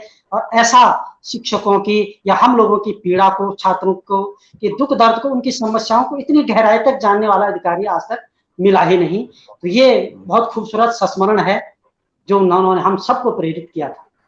बहुत जी बढ़िया, नंदन। बहुत बढ़िया, बहुत बढ़िया नंदन भाई, आपने बहुत अच्छी बात सुनाई। और हर अधिकारी को ये होना चाहिए। बल्कि मैं आपने एक ऐसी बात कह दी कि जो मैं नहीं कहना चाहता था, लेकिन वो चूंकि आपने बात छेड़ दी, तो मुझे लगता है कि जो हमारे प्रशासनिक लोग हैं लोकतंत्र में, उनके नाम के आगे अधिकारी नहीं लगा होना चाहिए, उनका पद सेवक होना चाहिए। जिलाधिकारी का पद का नाम होना चाहिए जिला सेवक। जी जी जी, वो जनता के सेवक है, अधिकारी नहीं है। अंग्रेजों के समय में अधिकारी होते थे। तो आज बिल्कुल लोकतंत्र में हमने जब देश में कहा है कि भाई हम जन सेवक हैं, जनता के सेवक हैं, तो उनके ऑफिस में जो चिट लगी होनी चाहिए वो लगनी होनी चाहिए मुख्य जिला सेवक। जिलाधिकारी का जो नाम है वो ये होना चाहिए, मुख्य विकास अधिकारी कहते हैं, मुख्य विकास सेवक होना चाहिए वो। सही बात है, क्योंकि जैसा नाम होगा वैसा भाव आता है मन में। बिल्कुल जनता इसलिए बिल्कुल। और फिर जनता जाने इसलिए जो इन लोगों मिलने को परिषद आदमी रखती है कि मिलने भी जा रहा अधिकारी। है, फिर उसी का एक प्रभाव आ जाता है। हाँ, जब उनके नाम के आगे सेवक लग जाएगा तो उनके जी मन जी में जी, भी सेवा भाव आएगा, और जनता को भी ये लगेगा कि हमारी सेवा के लिए ये नियुक्त है सारे लोग। तो जनता भी कुछ थोड़ा सहज साहस हो जाएगी मिलने वाले वाले। करके जाएगी। तो नामकरण बहुत जरूरी है सर, बदलना। मुझे ऐसा लगता है सारे नाम बदलने चाहिए। जहाँ जहाँ अधिकारी या अफसर लिखा है वो सारा हटा के सेवक कर देना चाहिए आगे से। पता नहीं आप लोग मुझसे सहमत हैं कि नहीं है, मैं थोड़ा दूसरी बात कह बैठा। जी जोशी सर। मैं 2-3 बातें कहना चाहूंगा। शायद इसीलिए माननीय प्रधानमंत्री जी ने कहा मैं प्रधान नहीं हूँ, मैं प्रधान सेवक हूँ। जी जो डॉक्टर भट्ट बात कर रहे हैं, अच्छा ये नंदन जी कहते हैं कि मंगलेश घिल्डियाल जी जो जो ऐसे थे, ऐसे थे या हैं? वो पीएमओ नहीं, आ अब गए। वो पीएमओ आ गए वो सर, पीएमओ पीएमओ आ आ गए ना। ये वो ऐसे व्यक्ति हैं ना, बहुत सहज भाव के हैं, बहुत पेपर्स में आया, इंग्लिश पेपर्स ने भी कवर किया उनको कि that this officer has joined PMO, और बहुत आशाएं हैं बिकॉज उनकी सहृदयता, उनकी विनम्रता जो है वो कहीं लोगों को छुई है। नहीं तो इसलिए मेरे को लगता है एक बहुत अच्छा नाम, एक बहुत अच्छे अधिकारी बनेंगे, क्योंकि वो सारी क्वालिटीज उनके अंदर हैं। चलिए सर, हम सजेशन मैं देना चाहता था कि जो आप यदि हो सके किसी को पहुंचा सकें ये, कि जितने अधिकारी हैं उनको उनके मोबाइल का पैसा सरकार देती है, मंथली खर्चा रियम्बर्स होता है। जी होता है, बड़े अधिकारियों का होता है। उनका होता है ना, हर एक अधिकारी का होता है। हम जब सीसीआरटी में थे हमारे तक होता था, जी राइट। हर अधिकारी को जब भी वो पत्र लिखे, कोई आदेश निकाले, उसको अपना मोबाइल नंबर लिखना चाहिए नीचे, ताकि किसी के मन में कोई विचार आए, किसी के मन में कोई उसको उनका कहीं ध्यान आकर्षण करना है, तो वो एकदम से उस अधिकारी को फोन कर सके। और इन्होंने सर जिलाधिकारी महोदय ने यहाँ कर रखा था, हाँ? हम सबको व्हाट्सएप ग्रुप बना रखा था उन्होंने सारे लोगों का, और उसमें अपना नंबर भी दे रखा था सबको। आप किसी भी समय उनसे बात डिस्ट्रिक्ट में 673 डिस्ट्रिक्ट में हजारों आईएएस ऑफिसर होंगे, हजारों पीसीएस ऑफिसर होंगे, अपना नंबर कोई नहीं देता अनफॉर्चुनेटली, दुर्भाग्य से, राइट। उनको 24 घंटे के सेवक है तो उनको मोबाइल नंबर शेयर करना चाहिए। मेरे मन में तो ख्याल आता है, मैं माननीय मंत्री अर्जुन पांडे जी को फोन करना चाहूँ तो मुझे करने का अधिकार है ना, मैं उसकी गरिमा को बनाए रखूंगी, उनको टाइम से फोन करूंगा, कि टाइम से उनसे मैसेज लूंगा, राइट। लेकिन मुझे लगता है कि हर मोबाइल नंबर शेयर होना चाहिए, जबकि सरकार का पैसा खर्च हो रहा है उस चीज में। जी सर, आपके मन में कोई विचार आया तो आप मुझे शेयर कर सकते हैं, और भविष्य में जब मैं कोई बड़ा आदमी बनूंगा तो आपके बातों को लागू करूंगा सर। बहुत बहुत धन्यवाद, आपने बहुत शानदार बात की सर। ये बिल्कुल स्वागत योग्य की बात है, और डिस्प्ले होना चाहिए सर, बाहर से नेम प्लेट के नीचे डिस्प्ले होना चाहिए। डिस्प्ले होना तो चाहिए। खैर बहुगुणा जी मुस्कुरा रहे हैं हमारी बातों का आनंद लेते हुए, पर्दे के पीछे, पर्दे के आगे आइए सर, पीछे क्यों मुस्कुरा रहे हैं, आप चले जा रहे हैं बीच बीच में, नेटवर्क आपका। आज बहुगुणा जी बड़े प्रफुल्लित है, बहुत सारे कमेंट आए जो तारीफ में है। बहुत सारे आपने 136 करोड़ में एक, आपने 136 करोड़ में एक है वो। आपने दो बातें कही कि इनके आगे सेवक लगना चाहिए, अधिकारी के बजाय सेवक लगना चाहिए, मैं सहमत हूँ। और दूसरा आपने कहा है कि जब आप बड़े आदमी बनेंगे तो मुझे लगता है कि आपका हम पद कर देंगे मुख्य जन सेवक अधिकारी, जब आप बड़े बन जाएंगे तो। अधिकारी नहीं सर, अधिकारी नहीं, मुख्य जनसेवक, नॉट अधिकारी। चलिए, आपको जन सेवक का अधिकार दिया जाएगा आपको। स्क्रीन पर कमेंट है दमयंती भट्ट जी का, कह रही है सर इसको कर ही लीजिए। तो नंदन सर के पास है। नंदन सर, ये अचानक मेरा नेट सही क्यों काम कर अचानक मेरा नेट सही काम करने लग गया है, सब कुछ साफ सुनाई दे रहा है मुझे। अच्छी बात है, बहुत अच्छी बात है। श्लोक ओवर शुरू हो गए सर अब। तो आप श्लोक ओवर में सर हम आपकी धुआंधार कविताएं सुनेंगे। जी वो कविताएं सुनेंगे जो आपको पसंद है सर, जो खुद की लिखी आपको बहुत पसंद है। वैसे तो आपको सभी पसंद होंगी अपनी लिखी हुई, लेकिन कुछ ऐसी होती है कि जिनको लगता है कि हाँ मैंने कुछ कमाल लिख दिया। तो ऐसा कुछ सुनाइए सर। आप व्यंग लिखते हैं तो व्यंग सुनना सब लोग पसंद करते हैं, और बहुगुणा जी तो बहुत बड़े व्यंगकार हमारे बीच बैठे हैं, हेमंदा हमारे बीच है, और जोशी जी की तो मुस्कुराहट में ही व्यंग है। सर मैं एक व्यंग्य एक कविता सुनाना चाहूंगा। कविता का शीर्षक है खूंट। खूंट अच्छा, ठूठ था एक तरह, खूंट हो गया। जो कीला होता है ना, खूंट, निर्जीव। हाँ,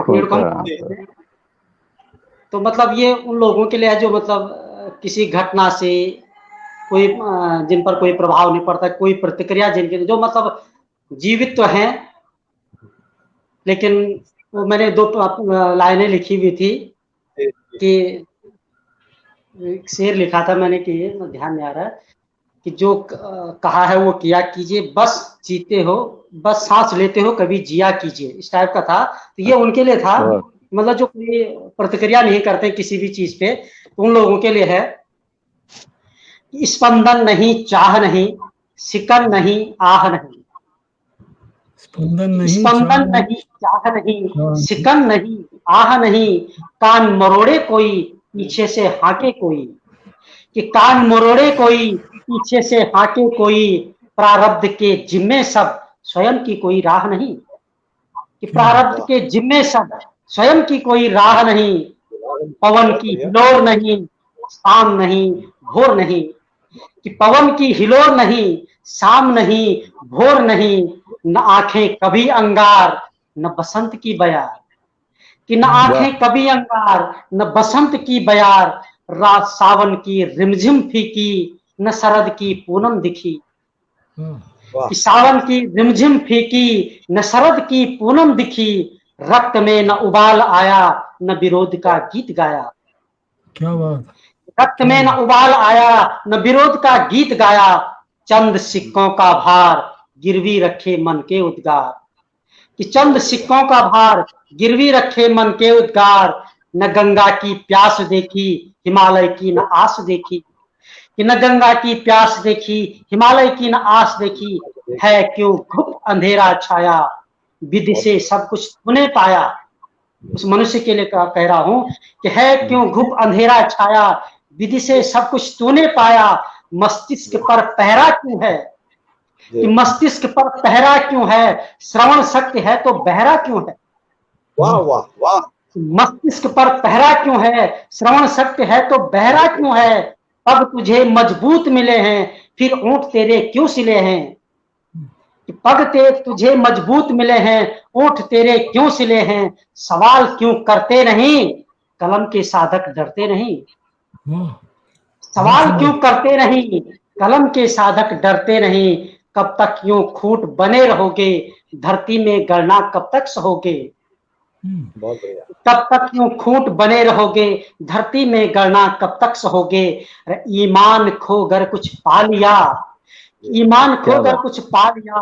बहुमूल्य देकर कुछ ला लिया, तब प्रश्न अपना अक्स करेगा। तब प्रश्न अपना अक्स करेगा, सवाल फिर हर शख्स करेगा। कि सवाल फिर हर शख्स करेगा। पछतावे का फिर लाभ न होगा, आज की पूंजी में फिर भाग न होगा। कि पछतावे का फिर लाभ न होगा, आज की पूंजी में फिर भाग न होगा। मौसमों का तुम गान सुन लो, भ्रमरों की तुम तान सुन लो। कि मौसमों का तुम गान सुन लो, भ्रमरों की तुम तान सुन लो। और गलत दिखे तो मुट्ठी भींचो, कि गलत दिखे तो मुट्ठी भींचो। प्रज्ञा मन सरोवर से सींचो, कि प्रज्ञा मन सरोवर से सींचो।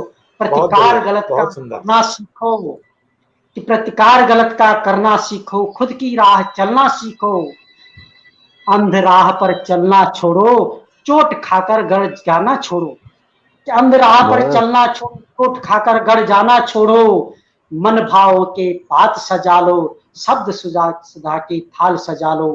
कि मन भाव के पात सजा लो, शब्द सुधा के थाल सजा लो और कोयल की कूक पर झूमो तुम, कोयल की कूक पर झूमो तुम, मयूर के नर्तन पर घूमो तुम, ऋतुओं का संदेश सुनो तुम, मन ख्वाबों का देश सुनो तुम, खूंट नहीं सदा बहार बनो तुम, खुद को खुद का उपहार बनो तुम, कि खुद को खुद का उपहार बनो तुम। बहुत धन्यवाद सर। बहुत सुंदर। ये ठूंठ थी, ठूंठ खूंट हाँ, खूंट ठूंठ ये ठूंठ का भाई है सर, खूंट। खूंट तो वहाँ, खूंट तो उधर है अल्मोड़ा के आगे कहीं गांव, कोई जिला नहीं कुछ सर, है। जो डॉक्टर विवेक गौतम साहब की कविता थी ठूंठ, ये ठूंठ, उसका भाई है खूंट। खूंट नहीं, ठूंठ ही है ये। खूंट क्या होगा, ठूंठ है ये। नहीं खूंट सर पहाड़ में खूंट कहते हैं, हाँ खूंट कहते हैं। जिसको ठूंठ कह रहे थे आप, डॉक्टर साहब ठूंठ कह रहे थे, उसको हाँ। यहाँ खूंट कहते हैं। अच्छा, तो दोनों भाई हैं, और दोनों, एक ठूंठ जो है वहाँ दिल्ली में विवेक गौतम साहब के पास पहुंच गया, और खूंट हाँ। पहाड़ में नंदन राणा जी के पास रह गया।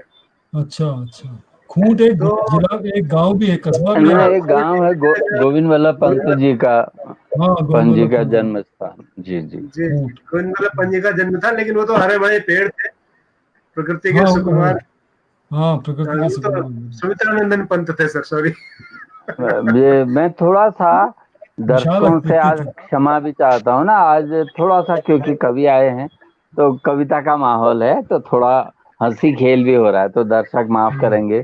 कितने बुड्ढे बुड्ढे लोग पता नहीं ऐसे खेल खिला रहे हैं। ये जरूरी है, और ठीक है राम साहब भट्ट यादव जी, जी कह रहे हैं।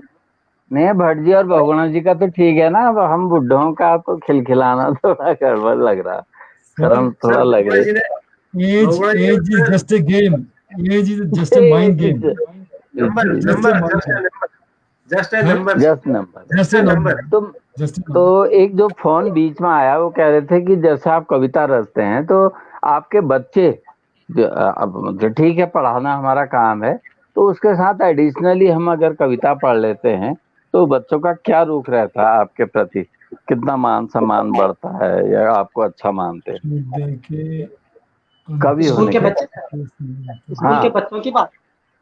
जी जी। जी तो सर अब मेरा विषय भी ऐसा ही है, हिंदी विषय है, तो इसमें तो खैर जी गुंजाइश है।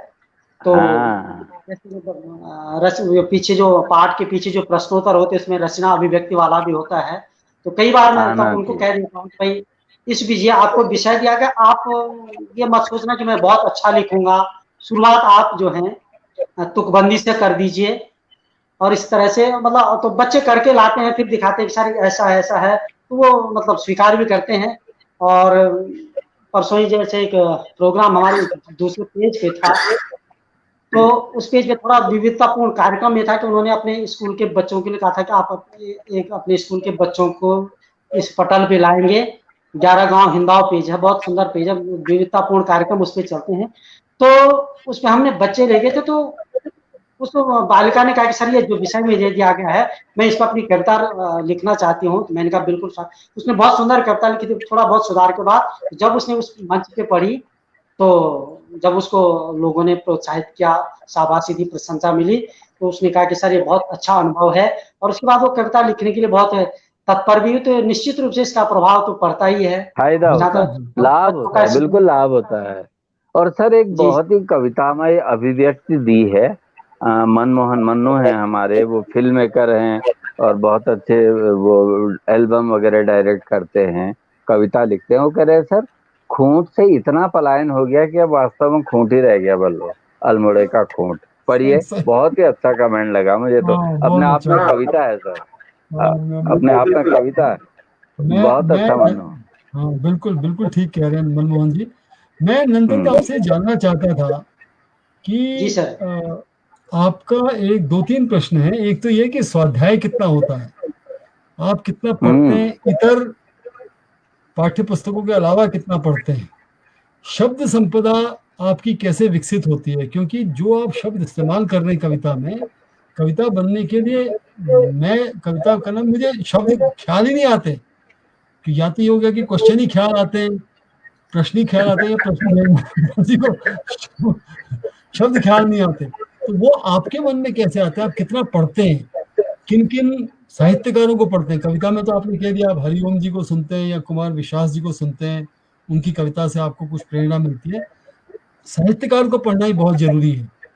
विश्व साहित्य को कितना पढ़ते हैं, ताकि वो आपकी कविता में परिलक्षित होता है, क्योंकि इतनी सुंदर वियुक्ति आपकी है। वो आपका जो उन्नयन है, आपका जो व्यक्तित्व का विकास है, वो आप सोचते हैं उसको आप कैसे निष्कर्ष करेंगे, उसको कैसे, मतलब इसका क्या निष्कर्ष निकालेंगे? सब तो बिना पढ़े तो आदमी लिख नहीं सकता। शब्द क्षमता जैसे आपने कही कि जब तक हम सही और बात। उनको पढ़ेंगे तब तक हमारे पास सब क्षमता नहीं आ सकती, विस्तार नहीं हो सकता शब्द को उसका। तो पढ़ना तो बहुत जरूरी है। और स्वाध्याय मुझे जैसे कई सारे साहित्यकार हैं तो जिनकी भी पुस्तकें मेरे पास हैं, उनको पढ़ता रहता हूँ, चाहे गढ़वाली में है, हिंदी में है। और दूसरा सर, मुझे इसका एक लाभ ये मिला कि जब मैं इससे पहले जिस विद्यालय में था तो वहाँ प्रवक्ता का पद खाली था। और जब मैं यहाँ भी आया तो यहाँ काफी सालों तक मैंने प्रवक्ता 11वीं 12वीं में भी पढ़ाया है। भले मैं 10 तक का अध्यापक हूँ, लेकिन 11वीं 12वीं में मैंने पढ़ाया है। तो थोड़ा सा वो साहित्य का क्षेत्र थोड़ा सा विशद हो गया है। तो वहाँ निबंध, नाटक, कहानियां, काव्य, उसका मुझे जरूर लाभ मिला है।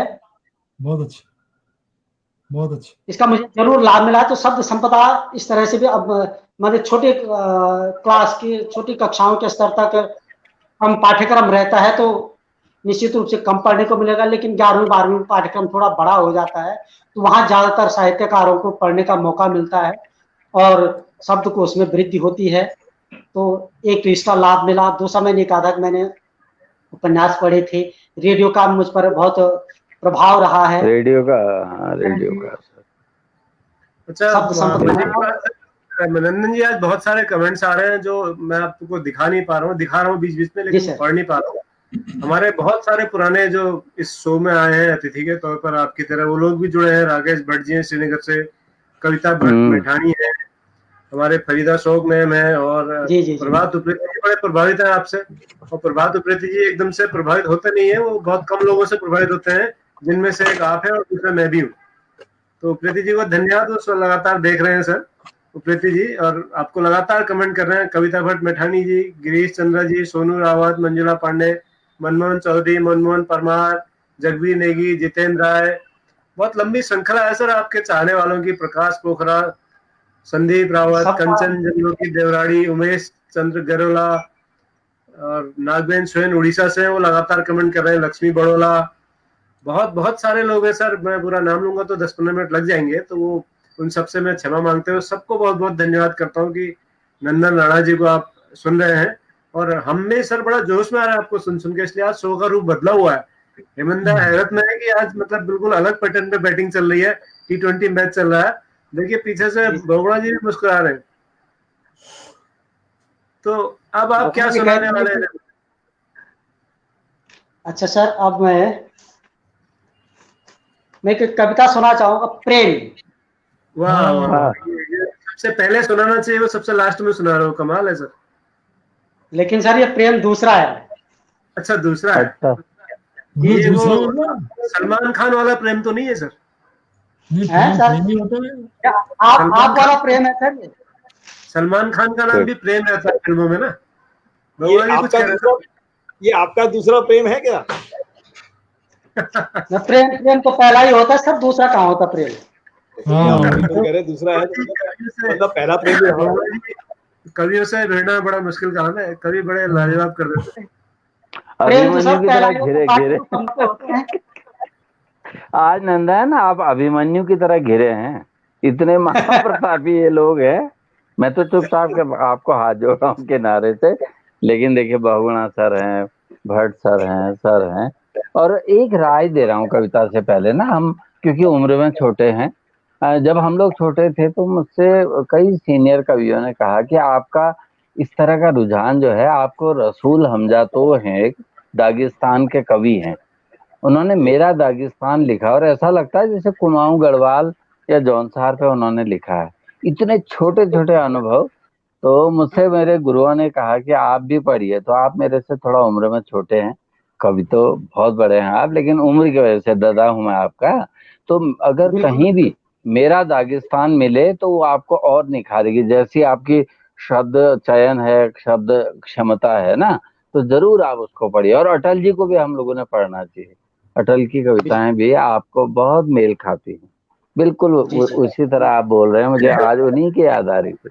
जी जी अटल जी की कविताओं के कई सारे जो बिंब है वो हमने देखे भी सर आपके नवल जी की कविताओं में। हाँ, अच्छा लग रहा था। जी बिल्कुल जी नवल जी, प्रभावित। प्रेम पढ़िए प्रेम। जी सर, जी सर। तो ये प्रेम थोड़ा सा व्यापक प्रेम है, संकुचित अर्थ नहीं है प्रेम का, व्यापक वाला प्रेम है। वैश्विक है। प्रेम कर्म योग गीता का, कि प्रेम कर्म योग गीता का, प्रेम धर्म योग सीता का।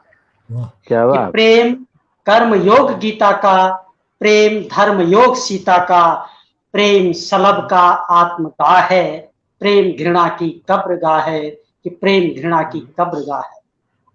बहुत कि प्रेम कर्म योग गीता का, प्रेम धर्म योग सीता का, प्रेम सलभ का आत्मदाह है, प्रेम घृणा की कब्रगाह है। कि प्रेम घृणा की कब्रगाह है। प्रेम प्रताप की वतन परस्ती, महाराणा प्रताप। प्रेम प्रताप की वतन परस्ती, ये भक्त सुदामा की है हस्ती। कि प्रेम प्रताप की वतन परस्ती, ये भक्त सुदामा की है हस्ती। और प्रेम जल बिन मछली का मर जाना। कि प्रेम जल बिन मछली का मर जाना, प्रेम है माँ की उंगली जल जाना। माँ जब रोटी बनाती तवे में गरम गरम रोटी चाहिए तो उंगलियां जला देती।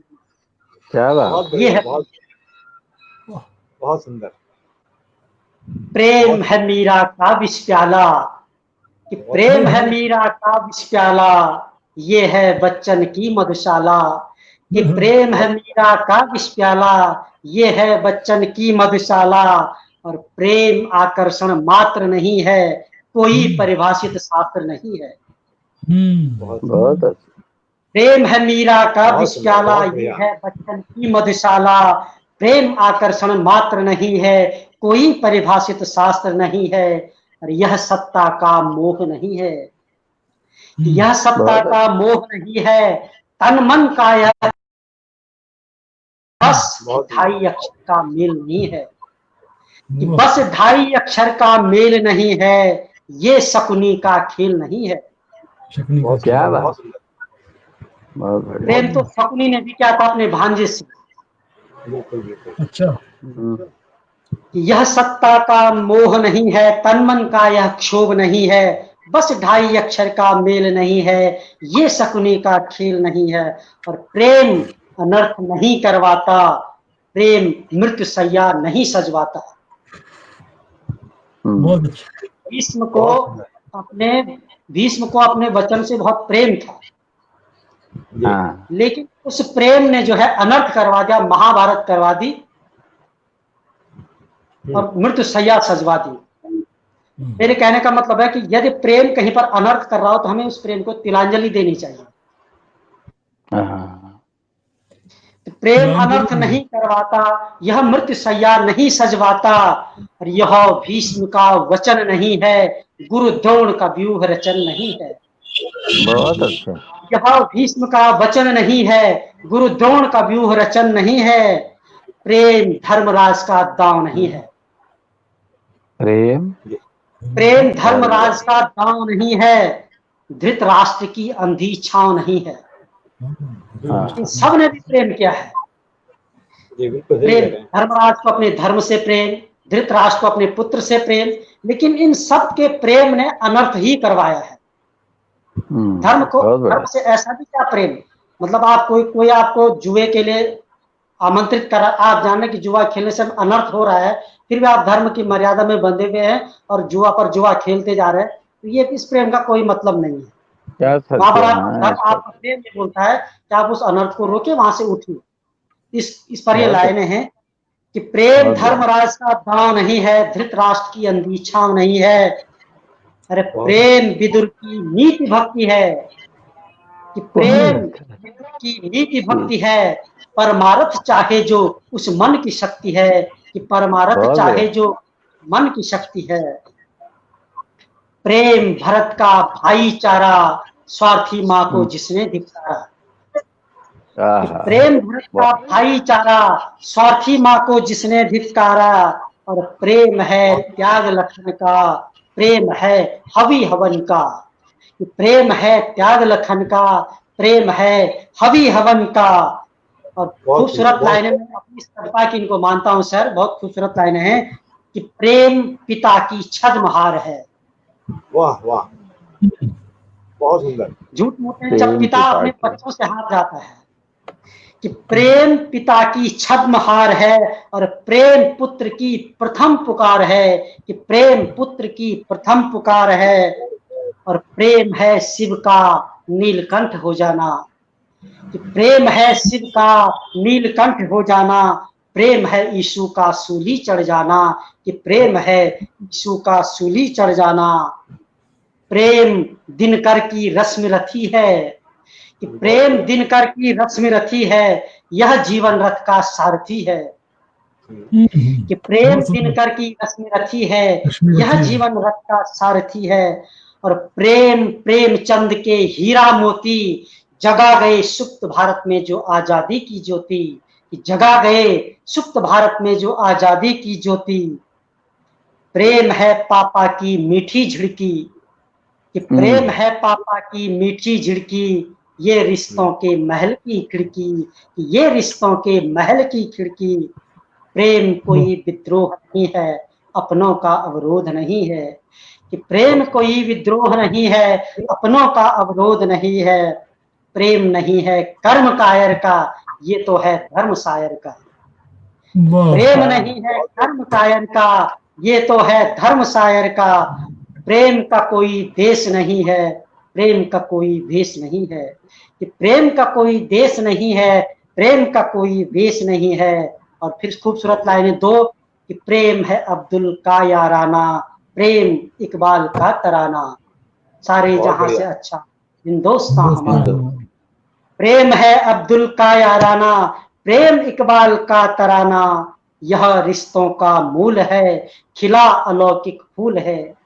यह रिश्तों का मूल है, खिला अलौकिक फूल है। पूरित हो इससे हर कर्म हमारा, कि पूरित हो इससे हर कर्म हमारा। प्रेम हो सच्चा धर्म हमारा, प्रेम हो आत्मज्ञान हमारा। प्रेम भरा हो जहान हमारा, कि प्रेम भरा हो जहान हमारा। बहुत बहुत आभार।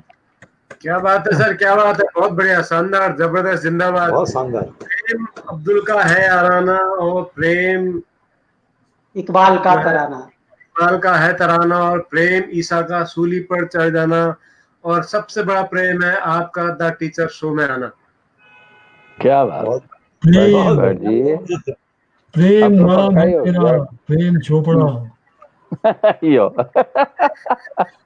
मैं कह रहा हूँ नहीं, आज आपने माहौल ऐसा बना दिया है कि हम सब बिल्कुल बहुत ही आनंद आ रहा है। हाँ, मैं डर भी रहा हूँ बच्चों को देख के, हेमंदा को क्या हो गया कहेंगे ना जो देख रहे लेकिन सर आनंद आ गया मुझे आज ना। मैं भी इतना थका हुआ आया था कहीं से, लेकिन दिल खुश कर दिया नंदन बाबू आपने।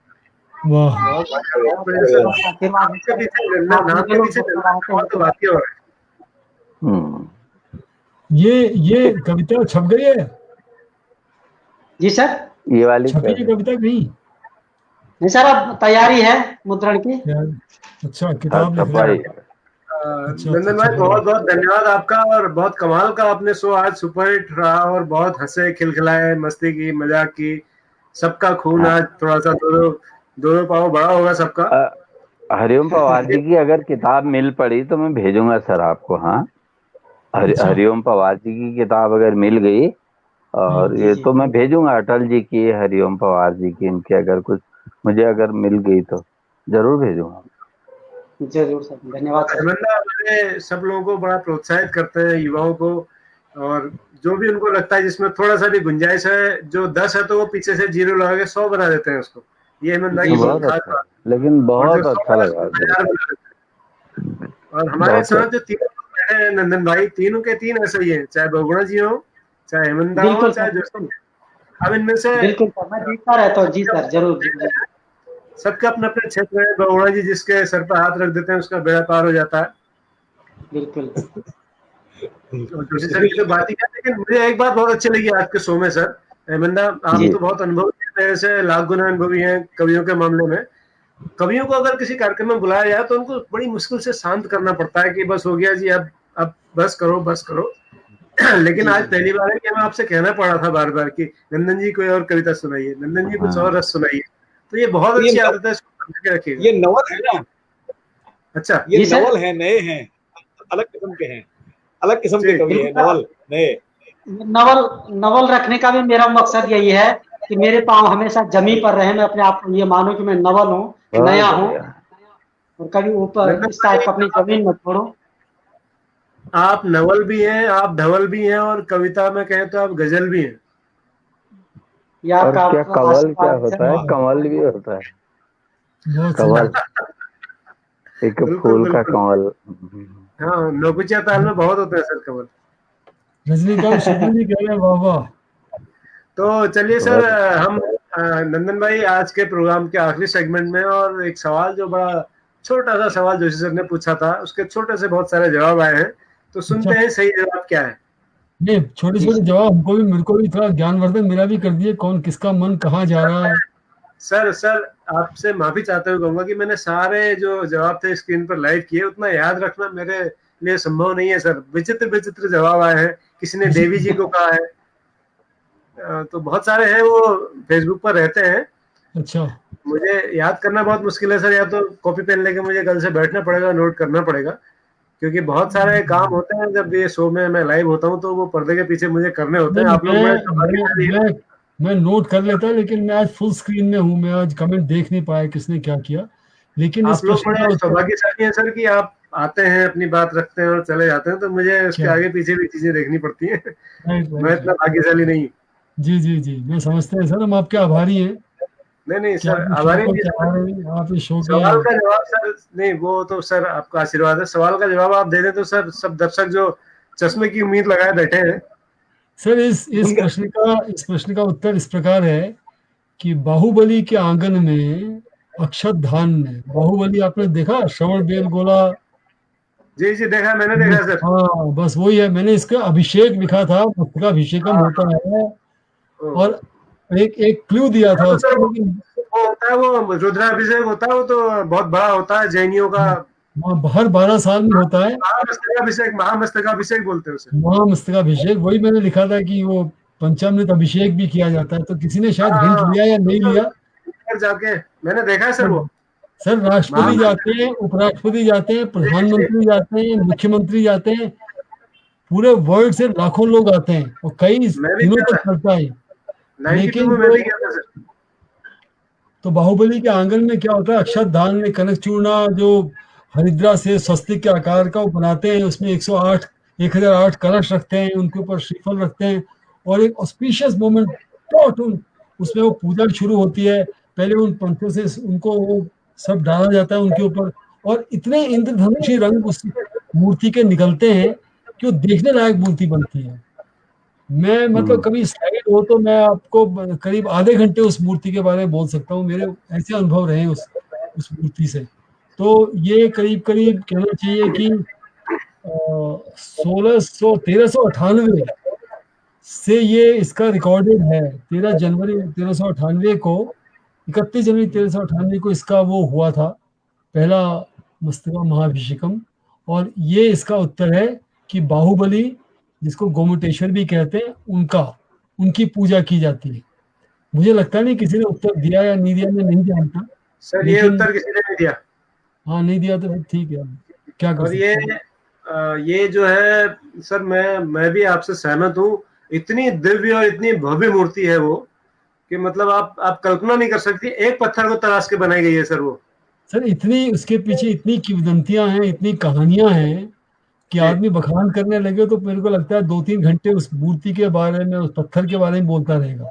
कैसे हाँ, वहां पे कुक्कुट जो सर्प थे, उन्होंने आशीर्वाद दिया, वो बच गए, और अलग अलग कहानियां हैं। तो अब ज्यादा टाइम नहीं लेते, लेकिन इसका उत्तर था बाहुबली गोमटेश्वर। सर मैं तो जब वहाँ पहली बार गया, मैं पढ़ता था और मैंने बहुत सारे दिगंबर साधु वहाँ देखे, तो मैं तो चमत्कृत रह गया कि ऐसे भी होते हैं हाँ लोग। ऐसे भी होते। तो वो शुरू में है। मुझे लगा ये कुछ मानसिक दिक्कत वाले होंगे, लेकिन बाद में पता लगा वो तो सारे दिगंबर जैन मुनि जो है धार लाइन से श्रवण बेलगोला के रास्ते में पैदल पैदल जा रहे हैं नंगे पाँव। दिगंबर बन के रहना जो है ना अपने आप में बहुत बड़ी साधना है, बहुत बड़ी बहुत बड़ी साधना। बिल्कुल। तो श्वेतांबर मित्रों, तो कठिन है। आज के शो में नंदन राणा जी नवल हमारे बीच आए, उन्होंने अपनी धवल कविताओं से बहुत सारे कंवल खिलाए, तो इसके लिए नवल जी को फिर से बहुत बहुत बधाई और शुक्रिया, धन्यवाद। कल हमारे साथ ऐसी एक नवल चित्रकार होंगी, जैसे आप नवल कवि थे। कल हमारे साथ दिल्ली से जुड़ेंगी पूनम शर्मा जी, जो बहुत अच्छा। कमाल की चित्रकला की शिक्षिका है, और उनके जो बंगाणी साहब हैं उनकी धर्मपत्नी है, जो अंतर्राष्ट्रीय स्तर के चित्रकार हैं इस वक्त। मूल रूप से गढ़वाल के रहने वाले हैं लेकिन दिल्ली में रहते हैं, मोहन बंगाणी जी।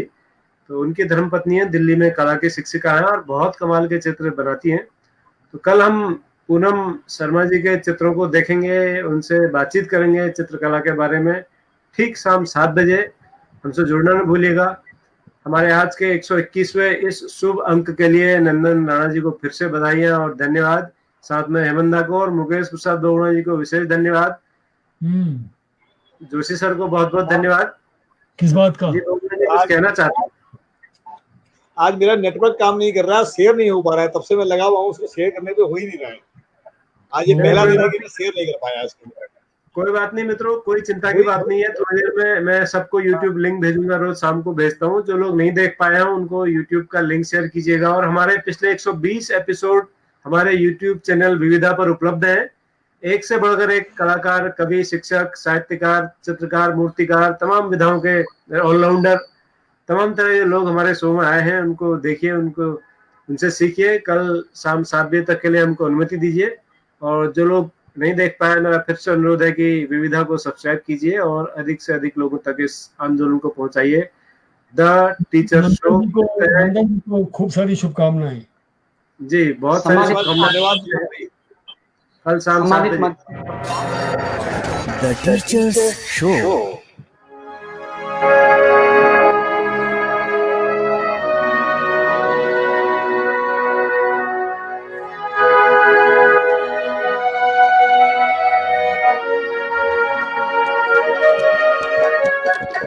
द टीचर्स शो है ये सरकार, द टीचर्स शो है ये सरकार। चलो जी हो जाओ तैयार, चलो जी हो जाओ तैयार, चलो जी हो जाओ तैयार। द टीचर्स शो है ये सरकार, द टीचर्स शो है ये सरकार।